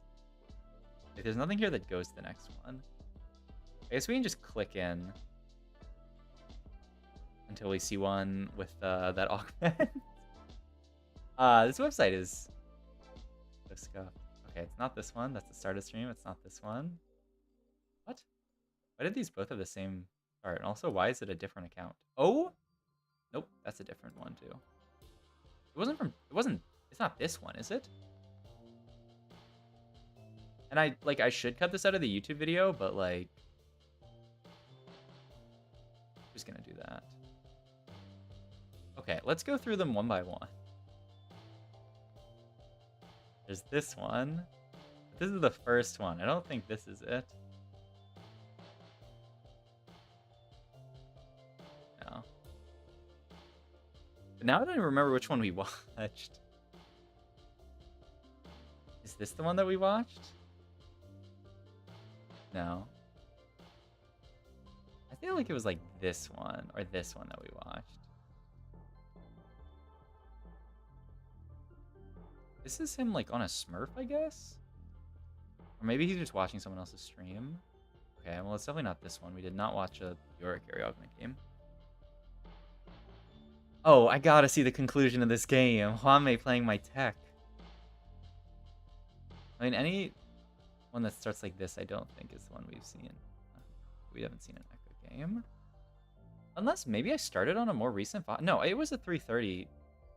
Wasn't it? Okay. If we just skip to the middle, we can always see. Yeah, it wasn't that. I mean, surely the VODs are in order, right? Like, surely Doyu doesn't, like, take the VODs out of order. Was it one of these? And I'm just crazy? Because in all of these now, I'm seeing him on a different... Okay, yeah, this is on his main account. Oh, is this what we were watching? To a game, please.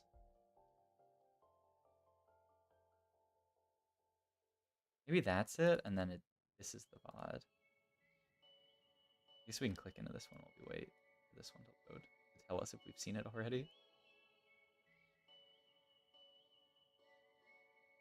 I love Doyu. Oh, this is it. This is it. Okay, we found it.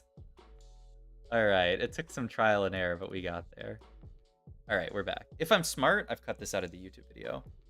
But yeah, probably not. All right, let's the LeBlanc die immediately, which makes sense. Oh god, this is so cool.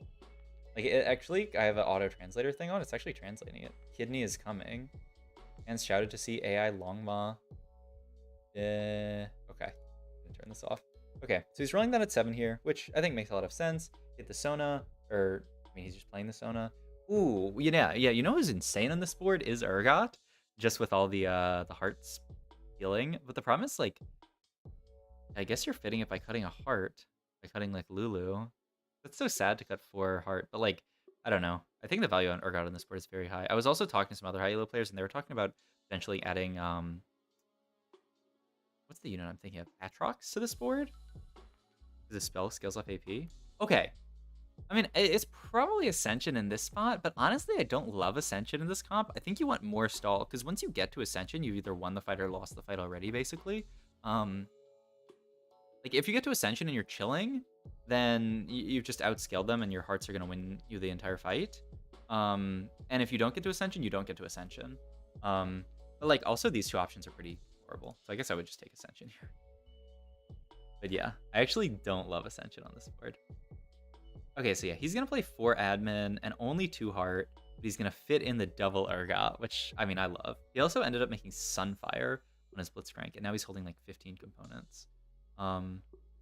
Here's what he makes out of the rest of these. I mean, he could make a second blue buff for Sona. I don't dislike that at all. He's also frontlining. Ooh, this is actually kind of interesting. Allows the Camille to take a lot of the aggro initially, and then the Blitzcrank gets it, right? Double ult there with the Urgot, with all of this AP farmed up, and my god, the Urgot's actually doing work. This is also holding these Blitzcrank for potential Blitzcrank 3, which is pretty sick. Wow. My tech. You know, I could have just got this tech from Juanmei if I'd VOD reviewed him before I discovered the tech myself, but... So he's not really playing it how I play it. Like, it looks like... I mean, actually, we'll see. But I bet, especially with these Urgots in, that he's just going to push levels instead of dig for everything 3-star, which, I don't know. I mean, it's definitely correct in some situations. These Urgots farm nothing, man. Madge.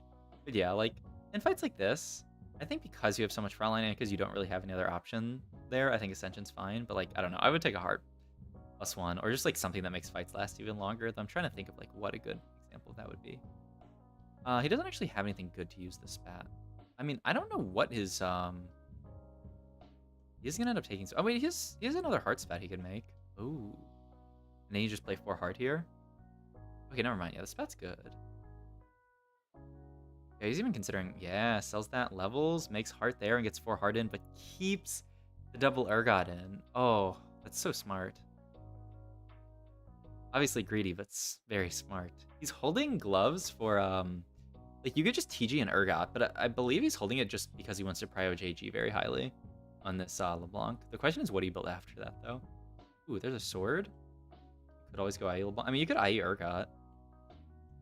Not bad. And then just hold the other glove. Okay, he's actually just going to IE the LeBlanc. I mean, he's 62 HP. I'm surprised he doesn't greed a little bit longer, especially because he's one fight away from minions. So he could just get the rod there. Huh. That's surprising to me that he doesn't actually just greed JG. But, I mean, like, obviously IE's fine. And with all the AP you're getting, like, you really just want the crit scaling on your LeBlanc. But you could just read 1 round that, like, might even just win anyway. Like, is this fight an IE diff? Certainly doesn't seem like it. Yeah, so I would call that a mistake, actually. Like, I think he actually could have been more greedy there. But maybe he's afraid of dying. I don't know. Obviously, you leave the Urgots in versus the big ASOL. Oh, what a wild game. He's level 8, so he's probably not taking Blitz 3, but anything's possible. Yo, what's up, Jamender? Okay. But yeah, he gets the rod here anyway. So now, like, what's he doing? I mean, he can make, like, TG. Okay, he's going to roll down at 8 here. It's Sona, too. Cardbreaker JG Sona? I dig it. It's so funny you miss Viego when you're rolling. Yeah, I know. I don't see this Viego unit. I don't know why. I am bad at rolling for Viego. Alright, double Urgot ults.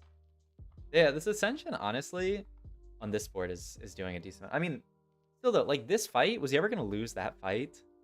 Like, I feel like on this board, Ascension tends to actually not do that much work. But he also has like an insane frontline here. Like usually you don't have this level of frontline with this Blitzcrank that has scaled up so much HP. And he's also just capping his board out so high with all of the Urgot golden components. But yeah, what a cool game. God, I want to play this this Blitzcrank augment. I have not gotten it. But like, oh my god, that's a lot of Klooks. He doesn't have another frontliner. He's gonna have to start putting them on Camille. I guess he can play a second Blitzcrank. That's kind of silly, right? Okay, just gonna put it on the dog. I mean, it's something, I guess. Yeah, I mean, it's your best holder of it. Like, Camille's not great. Okay, so Declaw Doggy, not too bad. Yeah, he's just going 9 from this spot with the amount of econ and like actual board strength he has. Ooh, let's see how Grand Challenge Fiora does into this. Oh, she actually just walked a backline. Okay, but now she's on the Blitz. Okay, but then she got... Okay, no, she's stuck on the Blitz. She actually might make it through. Yeah, she made it through the... Oh my god. This Grand Challenge augment is quite good. Actually, ooh. He doesn't have... I mean, Admin's Pet just allows you to cut Camille is the thing. Oh, he actually goes for blue buff here. I mean, it's a big spike on Sona. Like, hitting a blue buff is... I mean, it's a huge spike for Sona's ability to play the game. So yeah, I dig just the blue buff there. And Adam's Pet's basically like a fawn. But I mean, honestly, the Camille's actually, like, look at Camille's health bar. She scaled up so much HP. Right, fighting an Ashe 3 player. I mean, he has the Declaw, so he's actually, like, he prefers to fight AP boards. But I don't know, now that he's hit this blue buff on Sona, killing the board so much. God. All right. With the Ascension, he actually ends up cleaning it up. But yeah, I mean, he's just going 9 from this spot. Oh, or maybe not. I mean, I would definitely roll. I just thought he was just going to fast 9 from here. But he's actually so close to everything. Especially after that last roll where he hit like 2 Sonas, that now he can actually just go for a Sona 3. All right. Well, this is a really cool version of the board that I have never played before. But, I mean, especially with the double Urgots. But I mean, it feels so good, right? If you get an early Urgot on this board. It's like when people used to play Cleansing Safeguard, you just get an Urgot in there, and my god, the amount of AP you get is so nuts. They actually kept the Lulu. I mean, you can play like Lee Sin, which I'm curious why. I mean, he didn't have Lee Sin too. He ended up playing Lulu here, but like, yeah, you can play Viego. I don't think he's seen a Viego, but also as we've established, I'm Viego blind. Insu. Oh, there's Viego. But yeah, he actually... I don't know. I think that's a mistake. Okay, now we can definitely get the Cinder in. I think it's definitely a mistake to play Lulu or Viego there. How much Omnivamp does Warwick can have with Heart? A decent bit. I've actually hovered my Warwick. I need to start doing that. But yeah, he lasts quite long. Alright, I mean, he can just keep rolling here. He's so close to everything. Like, any of these spike his board really hard. And he's 39. It's not like he's, like, super healthy. Work 2's good. 103. Okay. You can probably stop here. I mean, I'm curious to see if any board can beat this. Like, I think this board is... It's just so insane if you can get to the capped version of it. It reminds me of, like, the super capped admin variants before, like, the on-ally death admins. Where you just, like, hit a really good admin for this board and you just win the game. Really cool, and it's not an admin I would think. It's not an admin that I would think you would want to play with this comp, but actually just the lose HP, gain max HP is so good on the Blitzcrank. I need to start playing that more. On my battery Sub-Zero confirmed. Agreed. Oh wait. Oh, I was reading a message in chat, and someone deleted it, I think. But it was, or maybe it just disappeared. It was about the Blitzcrank tanking for so long. Yeah, because, I mean, he just hit 3-star, but yeah, it was 2-star for a long-ass time. But yeah, it's just because of all the extra HP from the admin. Or the admins, it's when you take When you drop below 66% HP, gain 45 max HP, and then it's gain another 45 max HP. The Splits Crank, every time it drops below 2/3 HP, it's gaining 90 HP, which is, yeah, kind of nuts. But he just got the Blitzcrank in very early, scale with HP, and it's just a monster. Also, the double heart spats are pretty cool. Like the heart spat LeBlanc. Yeah, I like that a lot. He's still holding the Morgana to get thrown in, which is kind of interesting. I don't know. I guess it's better than like LeBlanc one. They actually got the Urgot thrown in, which is Pog. Ooh, wait, this is a close fight. Okay, never mind. It was almost close for a second there. And he just hits LeBlanc 3? What do you say in chat? Do you like tell this guy to FF? That explains the HP bar? Yeah. Donger J. Look at the length of that thing. I mean, I can't imagine that Ashe has the damage output. I mean, look at how many autos she's pumping into this Blitzcrank. He even has Declaw. It's not like he's like a Bramble Vest or like some kind of armor item. He just has Gargoyle as his only, and like the Sunfire as his armor items. But he's so tanky. And the Declaw also is obviously very good with such a huge HP pool. Oh, what a cool game. All right, I mean, it's surely a first, right? I don't see any way that he bot fours this game, looking at this position that he is in. Let's see what his last item is. Static Shiv, actually. He doesn't have any MR Shred. Kind of funny. I mean, it was awkward to build Ionic the whole game. The Static Shiv's like the only buildable thing. Yeah, just slam it on. Forgot. He can look to go 9, but like, I mean, the game's gonna end this round probably. Well, I don't know. He's into his Warwick here, which I'm not really sure exactly why he did that. But he got a really good Urgot ult.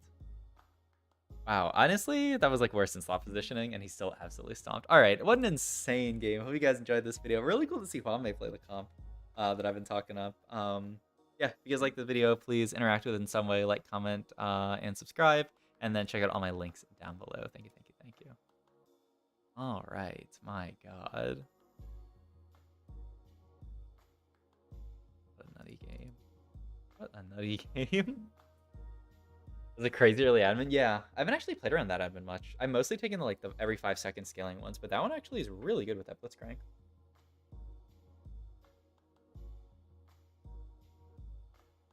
Yeah, gotta do that more. Now he's ranked 7. Pog. This water doesn't taste good.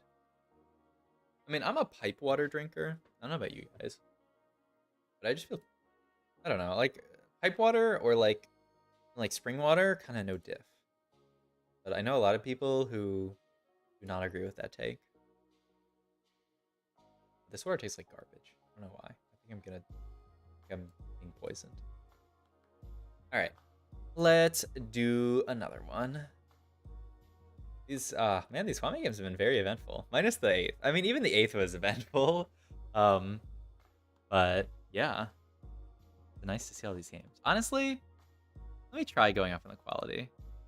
I think it's gonna start like lagging when I go up in the quality. We'll see. Cause like, I mean, this looks so much better, right? But I'm pretty sure the servers are in China, and a lot of the time, after a little bit, it'll start lagging. I don't have it on 2x speed, man. How did it turned off of 2x speed, like, automatically? Yeah, you have to, like, drop it down, drop it back up. These sites are so finicky. And now I need to do my intro before the orbs come out. All right, there we go. What's up, guys? Sub-Zero here, watching another game from Hwame. Started a Gangplank with a bow. Okay, interesting early shot, or early orb. You could definitely angle Duelist from here. I'd love to see a Duelist game out of him. We haven't seen a Duelist game from him today, but I think Duelists are playable.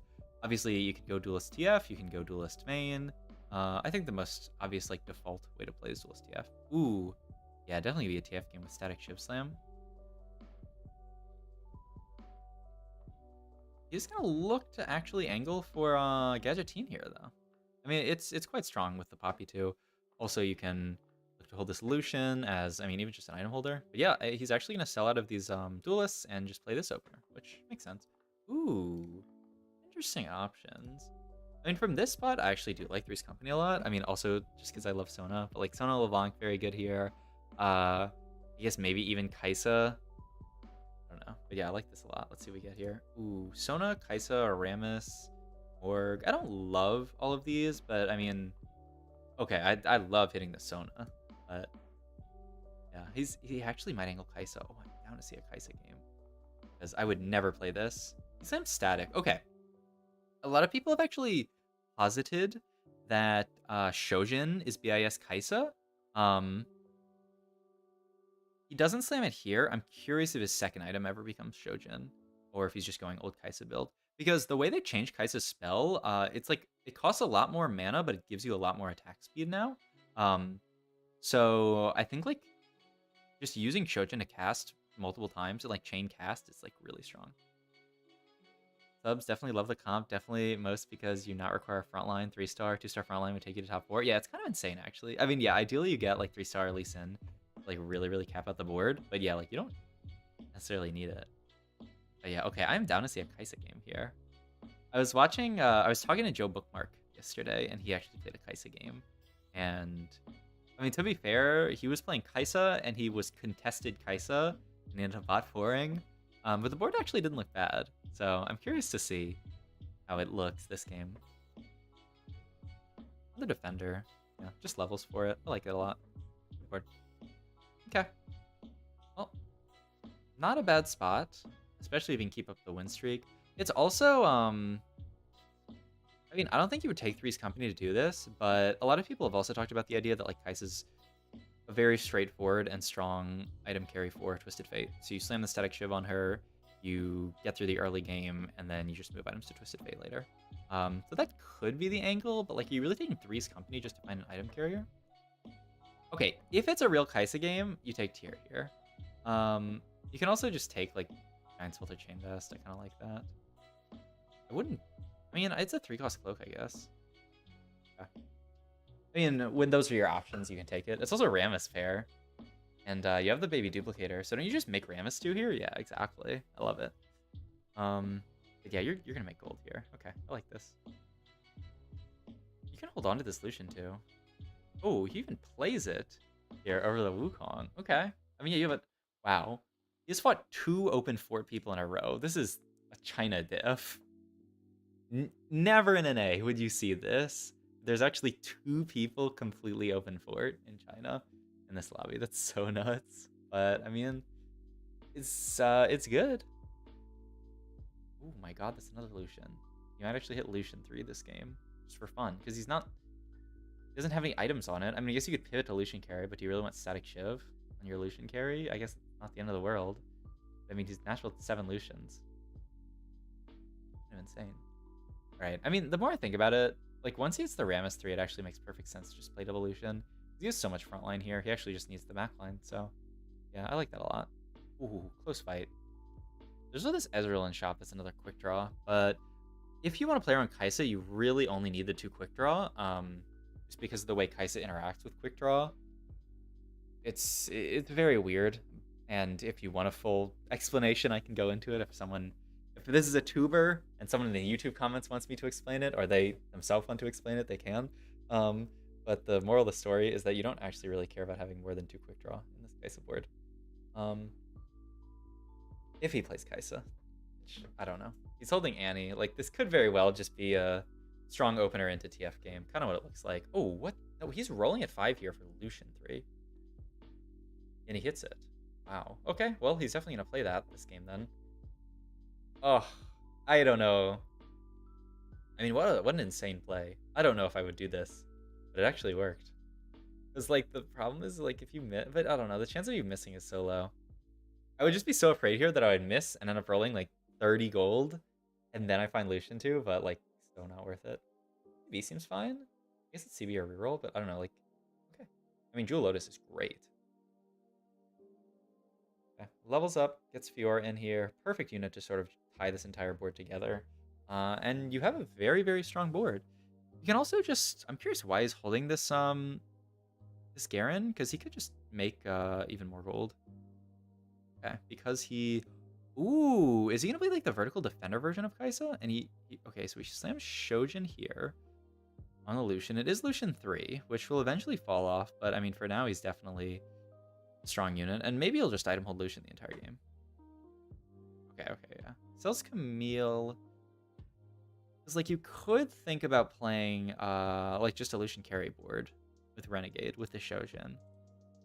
What a wild game, actually, already. Like, so much stuff has happened. Yeah, that makes a lot of sense. And that's why he wants to hold this Camille, is to potentially just play the Renegade's version of the board, play around Lucian. I mean, you natural Lucian 3, you can definitely play around it. But yeah, this is a pretty cool game. Just, like, very flex. Like, I don't think he was expecting to play around Lucian 3 this game, but, like, you hit it, you play it. And he's also just full streaking because he's playing around what he hits with the good units. Based on, like, what he said already. Cloak is his item. Huh.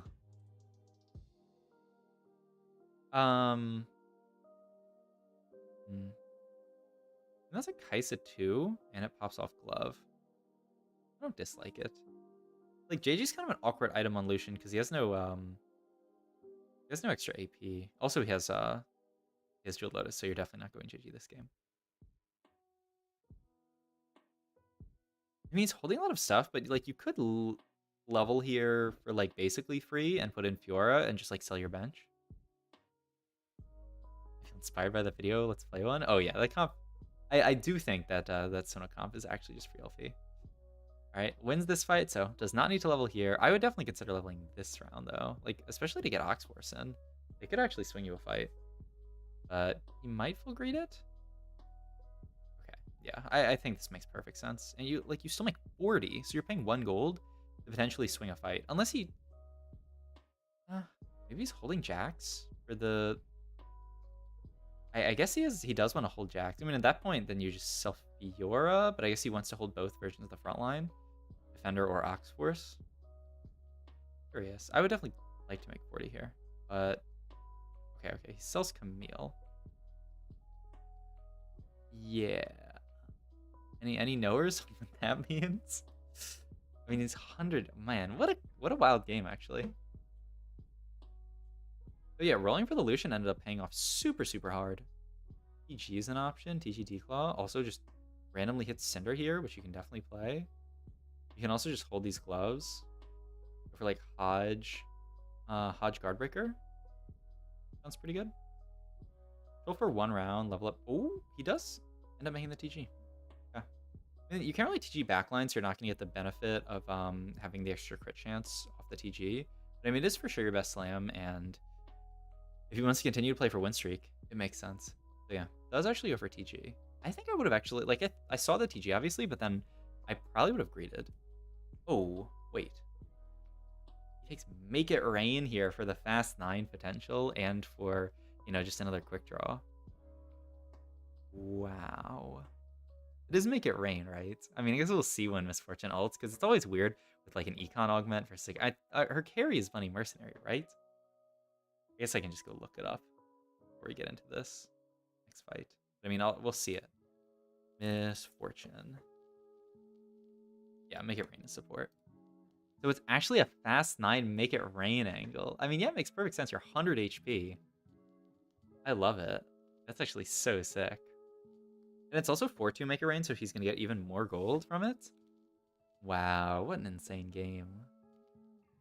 I mean, really, really well played. I mean, this is a beautifully played game and an angle that, once again, I feel like very few people would play. Ooh, he's actually going to play the 4 quick draw here over the Garen. I mean, it's a big spike in power on both Misfortune and onto Lucian, so I can definitely see it. The only fear is that you don't have enough frontline, but the Ram is actually doing work.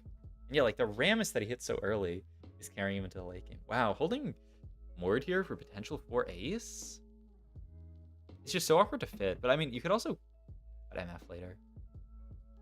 Down for a Rod, Glove, Sword. You even take Cinder Pair now. Okay. Well, he goes for Chain, actually, instead of offensive component. He doesn't have very many offensive components. Oh, he's gonna start rolling here. Interesting. Okay. So not a full, like, fast 9. Just gonna get into 4 ace here, Mac, and then sell the Lucian. He says his usefulness is run out, and now he's gonna move item to MF. Wow.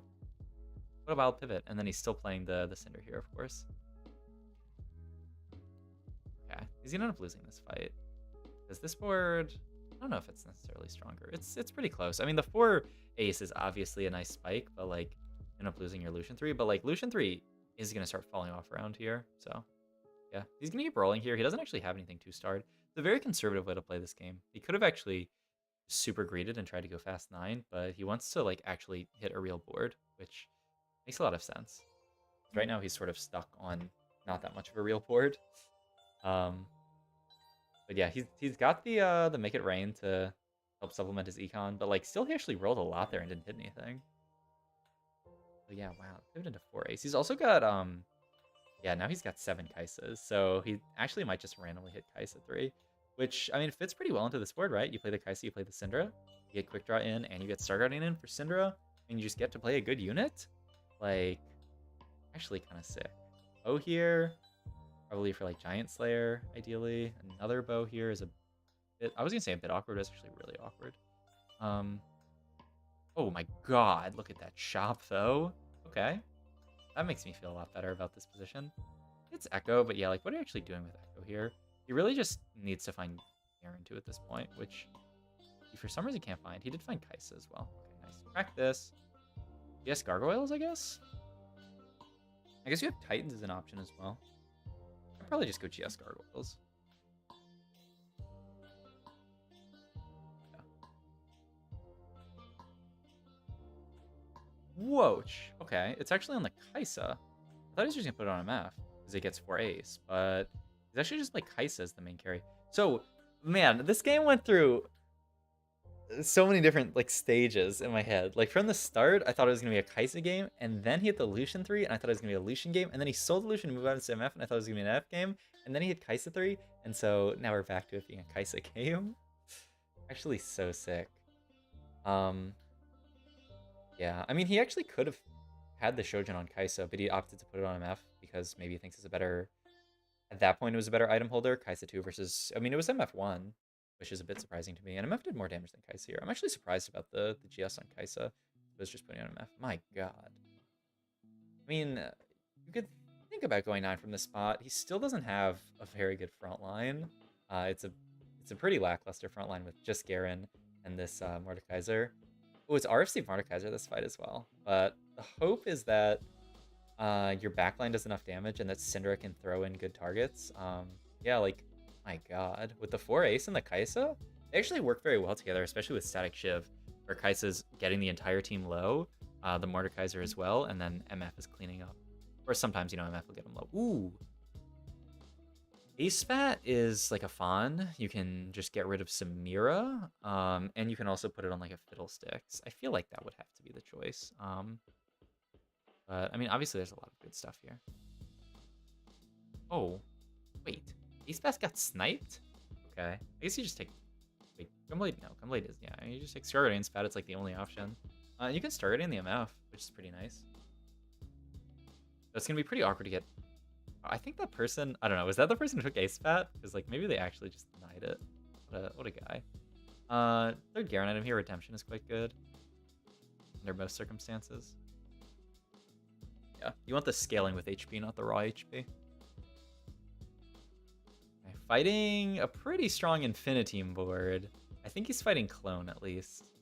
But yeah, his front line gets one shot, but also he's kind of one-shotting, but yeah, ends up losing the fight. Still though, he's 53 HP. When's he getting his next MF paycheck? Is it after 6-1 that he gets it? I think. Ooh, natural Syndra too. That's not bad at all. Because you get it 4-2, you get every 3 rounds, so you get it here, and then boom, boom, boom. I think you get it after 6-1. And he's 62 HP. This board has actually managed to save him a lot of HP, and despite how much he rolled, he's been able to econ back up here on like a decent enough board. It's actually crazy how much work that, like how tanky. I mean, honestly, the Garen doesn't feel very tanky. Oh no, he gets it here. Huh. Okay, I mean, that's really good. This allows him to just go 9. Huh. 4-2.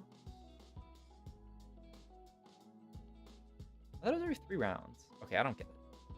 Someone will explain it to me in the comments, and I'll be like, oh yeah, duh. Another item here. A guard picker feels fine with the Jewel Lotus. I mean, it feels better than fine. It feels great. Curious about the item prio, because now he puts Gargoyle here on MF. That's funny. I mean, I guess having Kai'Sa's. I mean, no, I still think Guardbreaker. Okay, I'm very curious about how he ended up prioritizing items here. Maybe he wanted items on Kai'Sa for a second and then realized they'd be good on MF. I'm not exactly sure. But yeah, ooh, this is a rough loss. He actually just couldn't get through this insane front line here. Still stuck on Garen 1, but surely he'll hit now that he's level 9, right? Yeah, he can just roll to 0 every round. Ooh, another fiddle to throw in. I mean, you hold that for sure, right? I mean, you can even just play it there. Yeah, because his level 9 slot was just Echo. He's just going to do this to guarantee that he has a fiddle on board, though. I probably would have greeted just still playing the Echo, but I can definitely see this play. Like, guarantee that you have fiddle on board so your board's not going to get one shot. And, I mean, that, boom, he's already top 4. Jax too, nice. Well, the fiddle pair, it's definitely better than the Urgot, and he's got great stuff to throw in. Curious to see how high this board ends up capping out. Yeah, what a wild board. 4 ace. You see Mecha Prime Aatrox, you know you're playing for second. I haven't got a chance to play it yet, but I've heard a lot of people talk it off. I'd like to play it someday. Yeah, it seems like this Infinity board is still giving him a ton of trouble. So he might not be able to beat them. Is that 62nd on that board, or is it the other person? There's no way. These are all, I mean, very good players. Does he take here? Hodge? Oh, yeah. Yeah, Hodge is probably your best bet. I'd actually even think about Guardbreaker, maybe. Or not Guardbreaker. I don't know why I said Guardbreaker. Edge of Night. But, there's more too. Nice. Will he ever find Garen 2? He actually might find Leona 2 before Garen 2, and then just make Leona instead. Even though this person has Leona 2. That would be insane. But, I mean, all good. But yeah, his front line is just a little bit not tanky. Like, I don't know. If he has Garen 2, this fight is not even close. Yo, 60-second lost. To Snowy's Ghost? Okay, well, I mean, now he might win out. I mean, he can very easily win out. Because his board's actually pretty good into Snowy's board. Because Snowy's board, outside of the Leona, has very little single target damage. He just has to get his Garen not Leona ulted. Or kill the Leona fast enough. Ah, this is really smart. Okay, so the Leona ended up going to the Mordekaiser. And then it ended up walking to backline because of Edge of Night. But maybe fine. Oof. He took a beating here, actually. They're actually able to get through the Garen. We could watch the fight back, but I mean, we're just going to see the fight again. I wonder why the fight swung so much. I guess maybe he was fighting Ghost, and this guy's board is just insanely strong. Maybe that's it. All right, he can roll a little bit more. Never doubted the goat. Easy win out. Oh, don't talk. You're going to cast or curse them. JG's, I mean, it's not good, but it's not bad here. With Julos, it's not amazing, obviously. Okay, rolling at 0 here, looking for like another... Ooh. Wait, he does just... have to remove... Oh, he removed it for better items. Chad. Alright, I honestly just want to watch this fight. Oh, it was pretty close, but his board can't win in the end. What an insane game, though, to go from the Kai'Sa to the Lucian... the MF, back to the Kai'Sa, really, into the 4 ace board. Just a beautiful game from Hanma. I hope you guys enjoyed this video. If you did, like, comment, subscribe, check out my Twitch and all my other links down below. Thank you, thank you, thank you. Ah, what a nuts. Ah, these batteries are so fun. I don't know. I love playing TFT, but I think I like watching TFT even more than I like playing TFT. It's so sick to watch these insane players. After cursing someone through a VOD is pretty next level. I mean, to all of us, we don't know what's going to happen in the VOD. It's kind of like a Schrodinger's cat thing. Ooh, spat carousel. Okay. Like I said, not going to be a super long stream today. This is probably my last VOD review. Yeah, a shorter one today. But VOD review streams, I talk so much. Like my voice is getting tired. And yeah. But I will definitely stream tomorrow for much longer. We can get the grind in tomorrow because we have not played like at all. Oh, Dorwa's a hit master hog. But yeah, I need to play more on my main and just get higher rank. I need to just maintain my like level. Like top 156 is good enough to make it to was it Gooba? Did I see Gooba up here? My god, Gooba's been climbing. But yeah, I just need to maintain like around where I am rank-wise. What was I again? Here, 156 still. I need to basically maintain this to make Mecha Cup. But obviously if I climb more, then it'll be really easy. Then I can just peepo sit and be very, very safe. And like obviously the cutoff's gonna keep going up as we get closer and closer to Mecha Cup. So yeah. All right, let's do another one though. Whew. What's up guys, Zerok here, watching another game from Huanmei. It's a spat carousel, so I'm curious actually to see what he plays from this position. Gets his favorite, a Kale early, but that's a Pantheon too. Ooh. Oh, and that person got, my god, that drop there, someone pinged it. It was Rimmon plus Vayne, so just the easy Anima Squad game. Alright, he's actually gonna sell Kale, buy the laser core. I mean, it's not like there's a laser core spat that you can make. He's actually holding Infiniteam opener here. Huh. You might play an Infiniteam game with Infiniteam spat. That would definitely be interesting. He doesn't have it yet, but he could just make Sunfire. I mean, I would just take admin +1 here and play an admin game. He does as well. All right, let's see what we got admin-wise. Boom, what a treat. Another admin game. And he has, I mean, he can get to admin spat very easily. Every 5 seconds, your team gains 6 max HP. Oh, I'm sending this. Every 5 seconds, admin's heal is really good. When casting a skill, gain 12 HP. Within your battle, your team gets 25 times. I would just take this and just scale up to an insanely tanky admin board. This is not bad either. You have it so, ooh. He's gonna take the on cast gain HP one. Interesting. Every 5 seconds you get 6 HP versus on cast gain 12. I mean, if he can get to, I don't know, admin Sona or something with blue buff and have them cast infinitely. I mean, I guess in these early fights, I mean, it's the same, right? His frontline lasted 10 seconds, which would be 12, and then they both casted once, so it's still 12. So it's about the same, but for like a really quick fight, this is gonna be better. And then also for some other, like if you have a fight where you're casting a lot, it'll also be better. Like a lot of these frontliners, if they're casting a lot, it means they're taking a lot of damage. But I mean, eventually they'll get to the point where they're taking enough damage that they cast multiple times. Right, so there's one cast for Blitzcrank, one cast for Camille, and they're both dead. And they both lasted 10 seconds once again, so same thing. Augment-wise. Interesting, though. Yeah. Okay. Ooh. Wait, is it a Lucian game? He held the Lucian. Could be Lucian carry. He has no tier. You really want blue buff for Lucian carry. And he's fighting this AFK board, so he's gonna end up winning this fight, which is rough. He typed something in chat, I don't know what it was, but I think he's a little bit mad, but that's okay. I mean, he's also doing the Silas. Maybe it's just a Lucian reroll game. I'd be down to watch that. Ooh. I mean, there's a Fawn on Carousel for someone, which is obviously insane. I would be looking for the admin spat, but maybe you can just take tier here, Mangle Lucian. Okay, yeah. Just guaranteeing the admin spat feels really good. Especially the second you get like a LeBlanc in. You could maybe get gold on cast. I just really like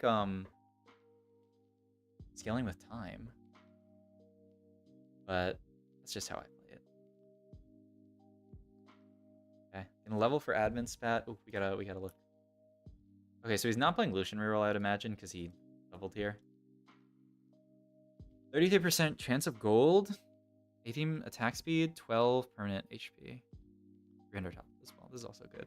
I mean, I think this early, don't you just take this? It's 2-5. Don't you just take the gold option? He's really going to take the HP option and keep scaling. My god. The world's most scaling player. I mean, it's a lot of HP. It's 24 HP on cast now. And like I said, like the more HP you get per cast, like the more it continues to scale. You know, because like if gaining HP allows you to cast a second time, then obviously that's good. And he can play 6 admin this game. If he can hit the other admin, it's gonna be good on Warwick later. The big thing is just gonna scale this this Blitzcrank up to be the most tanky unit in the whole world. He's gonna put the admin spat on Jax. It doesn't count as casting, right? Unless every 3 autos counts as a cast. If that's true, that would be kind of insane. I think he just doesn't cast at all, though, right? And there's so many admin players in this lobby. I think the tech is known. Or at least a lot of people playing Blitzcrank. Not all of them are necessarily going to be admin players for the whole game. Okay, yeah, moves the spat over to Lucian, which makes a lot more sense than the Jax. Oh, okay, that's just gold. That's fine. I mean, he's pretty rich. 80 HP also. Camille Pear he just got. Wait, did he have Camille Pear before and he sold it? Income? I thought he had another Camille. I could be wrong, though. Okay, Blitzcrank 2, huge. I wonder if he will consider slamming just Sunfire on Blitz, especially now that he knows all of these items, or if he really wants to greed for Gargoyle. Because, like, obviously Gargoyle makes a lot of sense. But I don't know, Sunfire's so good. Ooh, a Titan Slam. All right, so it's just going to be an admin Warwick game, it looks like. I mean, that makes sense with the on-cast. I can definitely believe that. Not my favorite admin angle, but, I mean, I think it's probably a good one. I don't know. I'm curious to see. I haven't seen too many people primarying Warwick since the patch. All right, yeah, we do have Augment here. You could take a LeBlanc Augment. There's no Warwick Augments, which you'd really like to just accelerate your game plan. What do you want? I mean, now that he has Titans. You go for another Brawler. I mean, you could play Camille reroll from this spot, actually. But he doesn't have any Camille. I mean, he has 3 Camille's. Wait.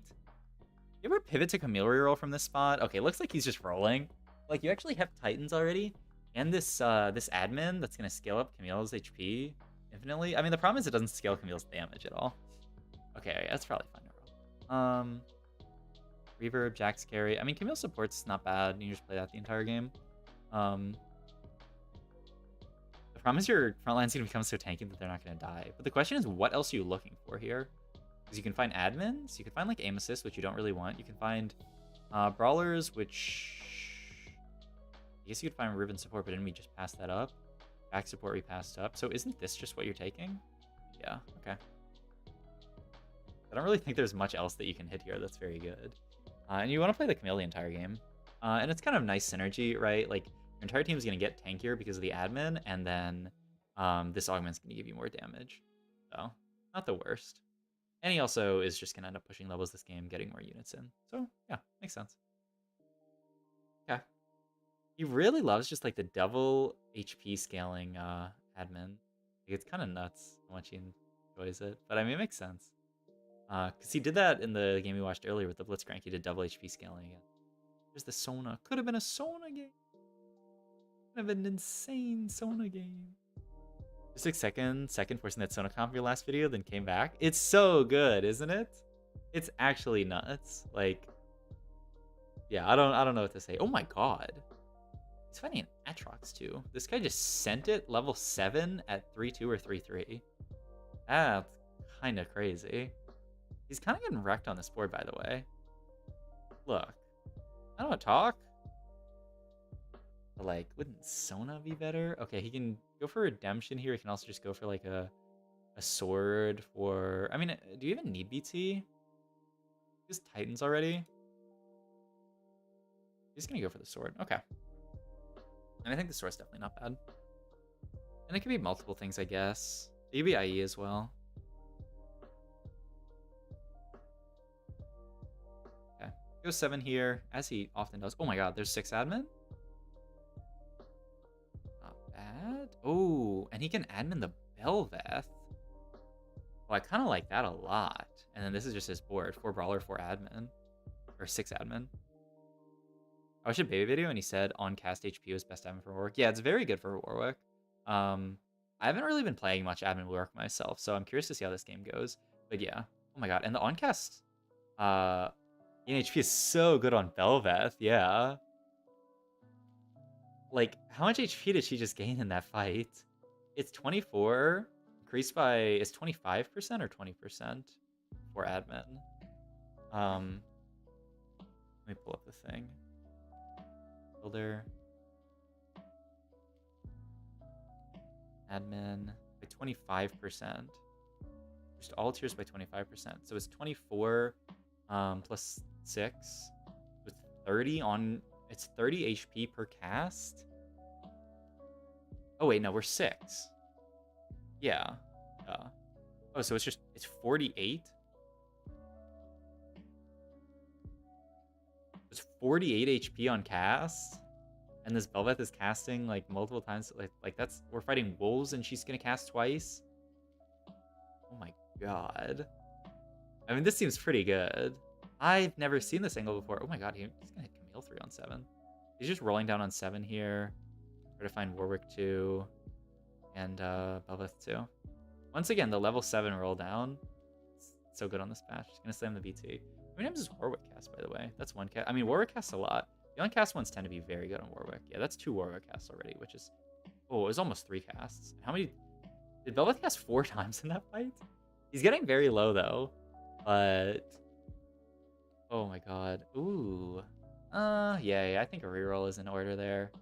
What of these do you take, actually? Like, Jewel Lotus is pretty good, right? You could also just take this. Ooh.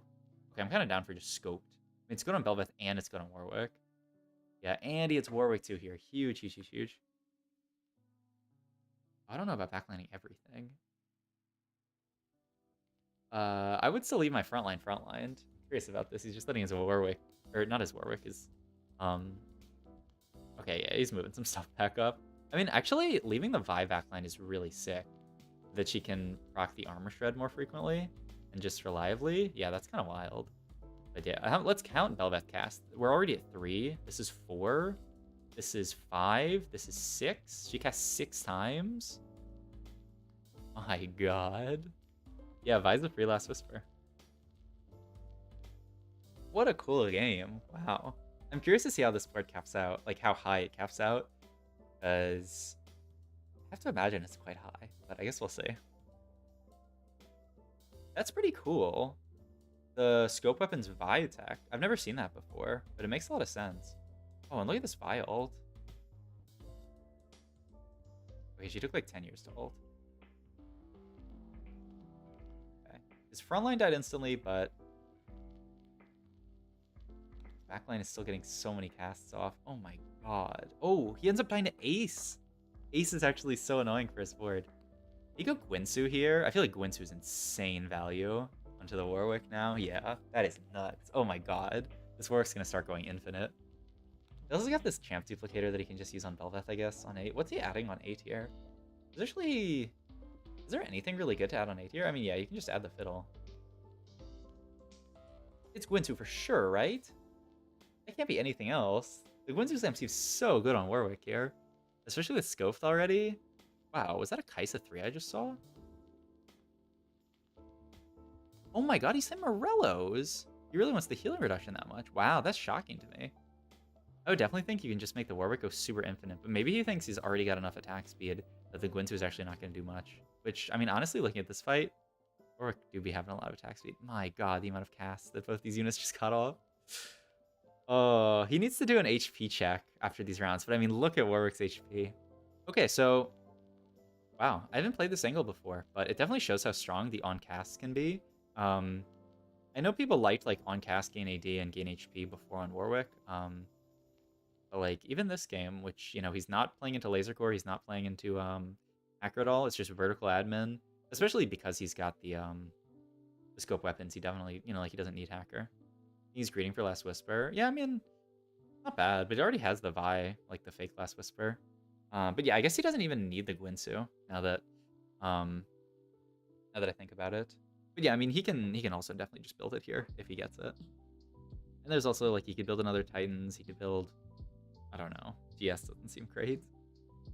But there's a lot he could build here. Renan's actually, yeah, Renan's is fine. He gets Glove. He could also, oh, he can't go BT, sadly. Okay, yeah, he's gonna immediately send the Last Whisper, and then Renan's here. I like it. Whereas admins, yeah, both of them are on cast. Gain HP on your admins. So on every cast, he's gaining 48 HP with 6 admins in. And with this Belveth, I mean, let's count casts on Belveth again because it's fun. That was 2. This is 3. This is 4. That's 5. That's 6. Almost got to 7. Almost got to 7. It's basically 50 HP, so Velvet gained like 300 HP there, basically. My god, can you check the HP of these units on me, please? I just want him to right-click them. My god. Yeah, that's actually, like, I never realized, but, like, yeah, this admin on Belveth, on cast. Oh, he checked. Let's go back. I have to know. It was after this fight, right? Checked it? Wait. Have I skipped ahead? No, I don't think so. But let me slow down. I really want to know how much HP these units have. Okay, let's go to 1x speed. I think it's here where he checks it, I think. Yeah, look at how many bars of HP this Warwick has. That Warwick has like 7 bars, and this Warwick has like 20. I think it was here, right? If he doesn't check it here, I'm gonna be mad. Like, I think it was right after 5-1, right? Maybe when the fight starts? Oh, 5,500 on Warwick. 4,600 on Velvet. My god. And you realize that, like, the Warwick scaling with Brawler, like, the Belveth actually has so much raw HP. Like, imagine if you get, like, Brawler's pet off this carousel and put on Belveth. My god. Data is what? 0.5 AD per 100 HP? Isn't it, like, 0.75? Yeah, I think data would be insane here, huh? Oh, yeah, that would be BISISIS in slot. It's so wild, actually. That other person also has Warwick too. When I play this, you want to roll so much at 7 on this comp, just because hitting Warwick 2 is important. And like, there's not really much you need at level 8. It's funny, like his frontline is getting one shot every fight, and then these units are left to 1v9. But they're actually doing it because they have so much HP. Brawler spat. You go for a. I'd look at just BT here. USS Ionic. Wow. I mean, I guess you get an Ionic Fiddle. I mean, he also has this. Should be like Knight. Titans, though, for sure, right? Yeah. My god. So sad that admins are never coming back after this set. I mean, they might bring it back someday. I mean, honestly, the success of, like, what was it? Mutant, and then Mirage, and then Admin. I feel like we're always going to have similar stuff. Though, like, obviously, Admin is, like, the most wild version of that, whereas like Mutant and Mirage, they would just change once, like they would be different every game, but it's always the same thing, whereas like Admin is actually like a build your own trait. I think they'll try to do similar stuff in the future with how much people have enjoyed Admin, because yeah, I think Admin is like a lot of people's favorite trait in a long time, like one of the coolest traits we've ever seen in TFT. So yeah, and like, who's to say in set 12 Admin doesn't come back, you know? Mordog said Admin is never coming back? Edge. Just because it's too hard to balance? Okay, look. Lots of things have been walked back before. I could see that being walked back. It's too fun. Like, I think if there's a spot where they can do something similar to Admin, they will do it in the future. As long as they can get a hand on, like, the balance. Like, it's too good to never come back. Alright, top 4. He's on a 7 streak. Because of dev time? Well, dev time is going to be better in, like, future sets, right? Like, they're going to have more people, like, working on the same set. Like, if that's just the issue, also just especially as TFT grows, maybe it's just fine. What do you take here? Death Cap. He's like Edge of Night. What, Syndra? Okay. Mortog did say that. Edge. I mean, trust in Mortog, but like, I think even if like Admin never comes back, I think they will do similarly cool stuff in the future. They'll have teams. Just get one team for Admin. I'm down. I guess it wasn't windy. If it was windy, I feel like John is actually kind of nuts here. You actually, well, it's so funny that he's throwing in an MF with Syndra, which tends to not be good. She's just going to be on the front line. I don't know, maybe she'll get a cast off. Yeah, she did not get a cast off. I don't think this MF2 is very good to throw in. But I don't know. Does it matter when your Warwick has like 6,000 or 7,000 HP? Maybe not. I think it might not actually matter at all. What an insane game. I don't think anyone has the DPS to actually win a fight at this point. The units have scaled too much. Oh, he checked again. I'm down to go back.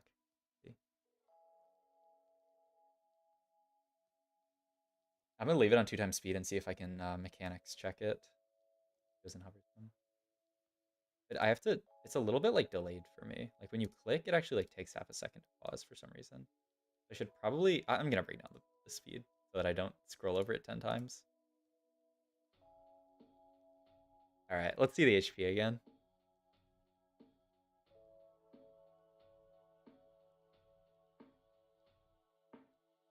8,000? I thought I said 6 or 7K. I underestimated. And then, oh my god. I think that was 8,700. That is insane. I gotta say. That is pretty insane. What a sick game. I actually did not believe it. That went up just a tad in a few rounds. I was spam admins just to do this. I didn't realize it, but yeah, with the admin spat, it seems so nice, right? To like the admin spat on cast with Belveth is insane synergy that I never thought about. Obviously, like it's good on Warwick, but I haven't seen this version on Belveth before. His duplicator just makes fiddle too with the IE. Nice. I mean, yeah. I don't think. I mean, he's on a 10 streak. This person is Spreadshot Vayne, which like I don't know. Theoretically, should be a decent matchup, but like, yeah, does Vayne have the damage? Also with the fiddle. Okay, it's not even close. They can't scratch these HP bars. Okay. What an insane game, an absolute tuber. Hope you guys enjoyed this video. If you did, please like, comment, subscribe. Check my Twitch and all my other links down below. Thank you, thank you, thank you. My god. What an that was nuts. That was actually nuts. I got health snacking and it was really good. Got it on crave rounds. Yeah. What a cool game. Oh my gosh. All right. Okay, I'm happy, honestly. Because yeah, I think that's gonna be my last game I'm gonna VOD review today. We VOD reviewed a ton of games. Honestly, like the VOD reviews sometimes take more out of me than like playing the game because I talk so much more. But yeah, I think I'm gonna hop off. I am gonna be live tomorrow, and I think I'll be live. I might be live Sunday as well. I have to figure it out actually. But I'll definitely be live tomorrow for a decent amount of time. Maybe like a lot of the day, honestly. I don't have much I have to do tomorrow, so I might just DJ and play a lot of TFT. We'll see. But yeah, hope you guys enjoyed this stream. This was really, really fun. I mean, like all of these games were actually bangers. Even the game where he went 8th. So yeah, hope you enjoyed them. I'll be live tomorrow. If you're new to the stream and you haven't hit the follow button yet, haven't subscribed on YouTube, haven't checked out my Metafy for coaching, or checked out my Discord to hang out with other people in the community, do all that stuff. And I'll see you guys tomorrow. See ya, making it to Diamond Day. Good luck, Mandroke. You can definitely do it. You can definitely do it. I mean, you said you were 1/3 off. That is easy peasy. But you know, even if you go 8th, which could happen, don't get tilted. Like, you're basically there. If you're like 1 game away, you're basically there, which means that like even if you drop LP, you'll gain it back easily. So yeah, and also like just go first and you'll be chilling. All right, catch everyone later. Thanks for everyone who watched this.